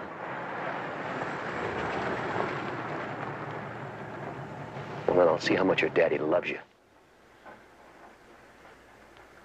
Okay, open the doors. And I don't want to see anything in there except a bag of money. Chris, are you okay? Yes. All right, bring it over.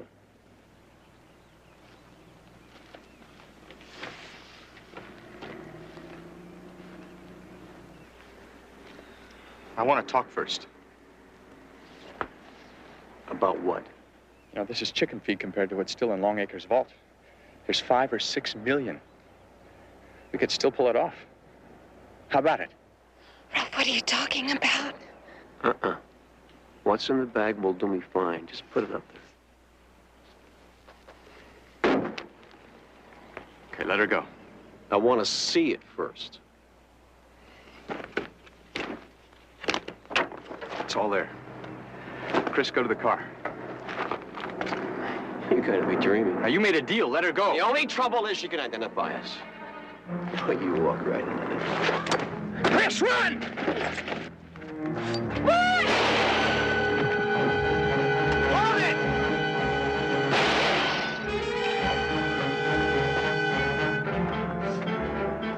Hey!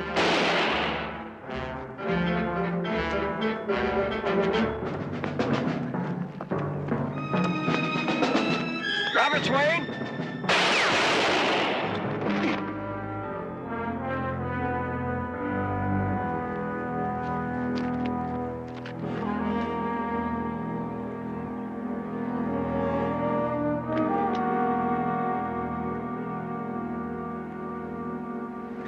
Where's that ambulance, anyway?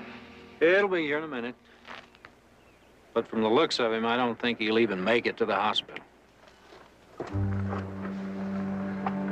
Did you tell Chris that I was just stalling for time, like he said? Yes, Ralph, I told her.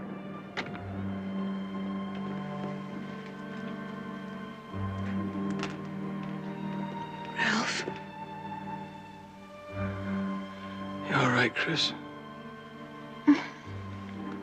Thanks to you? I don't know what they told you, but I just wanted to know. Don't try and talk now. I won't have another chance. Sure you will. You'll be out of the hospital in no time. Just wish we could have met before all this. So do I.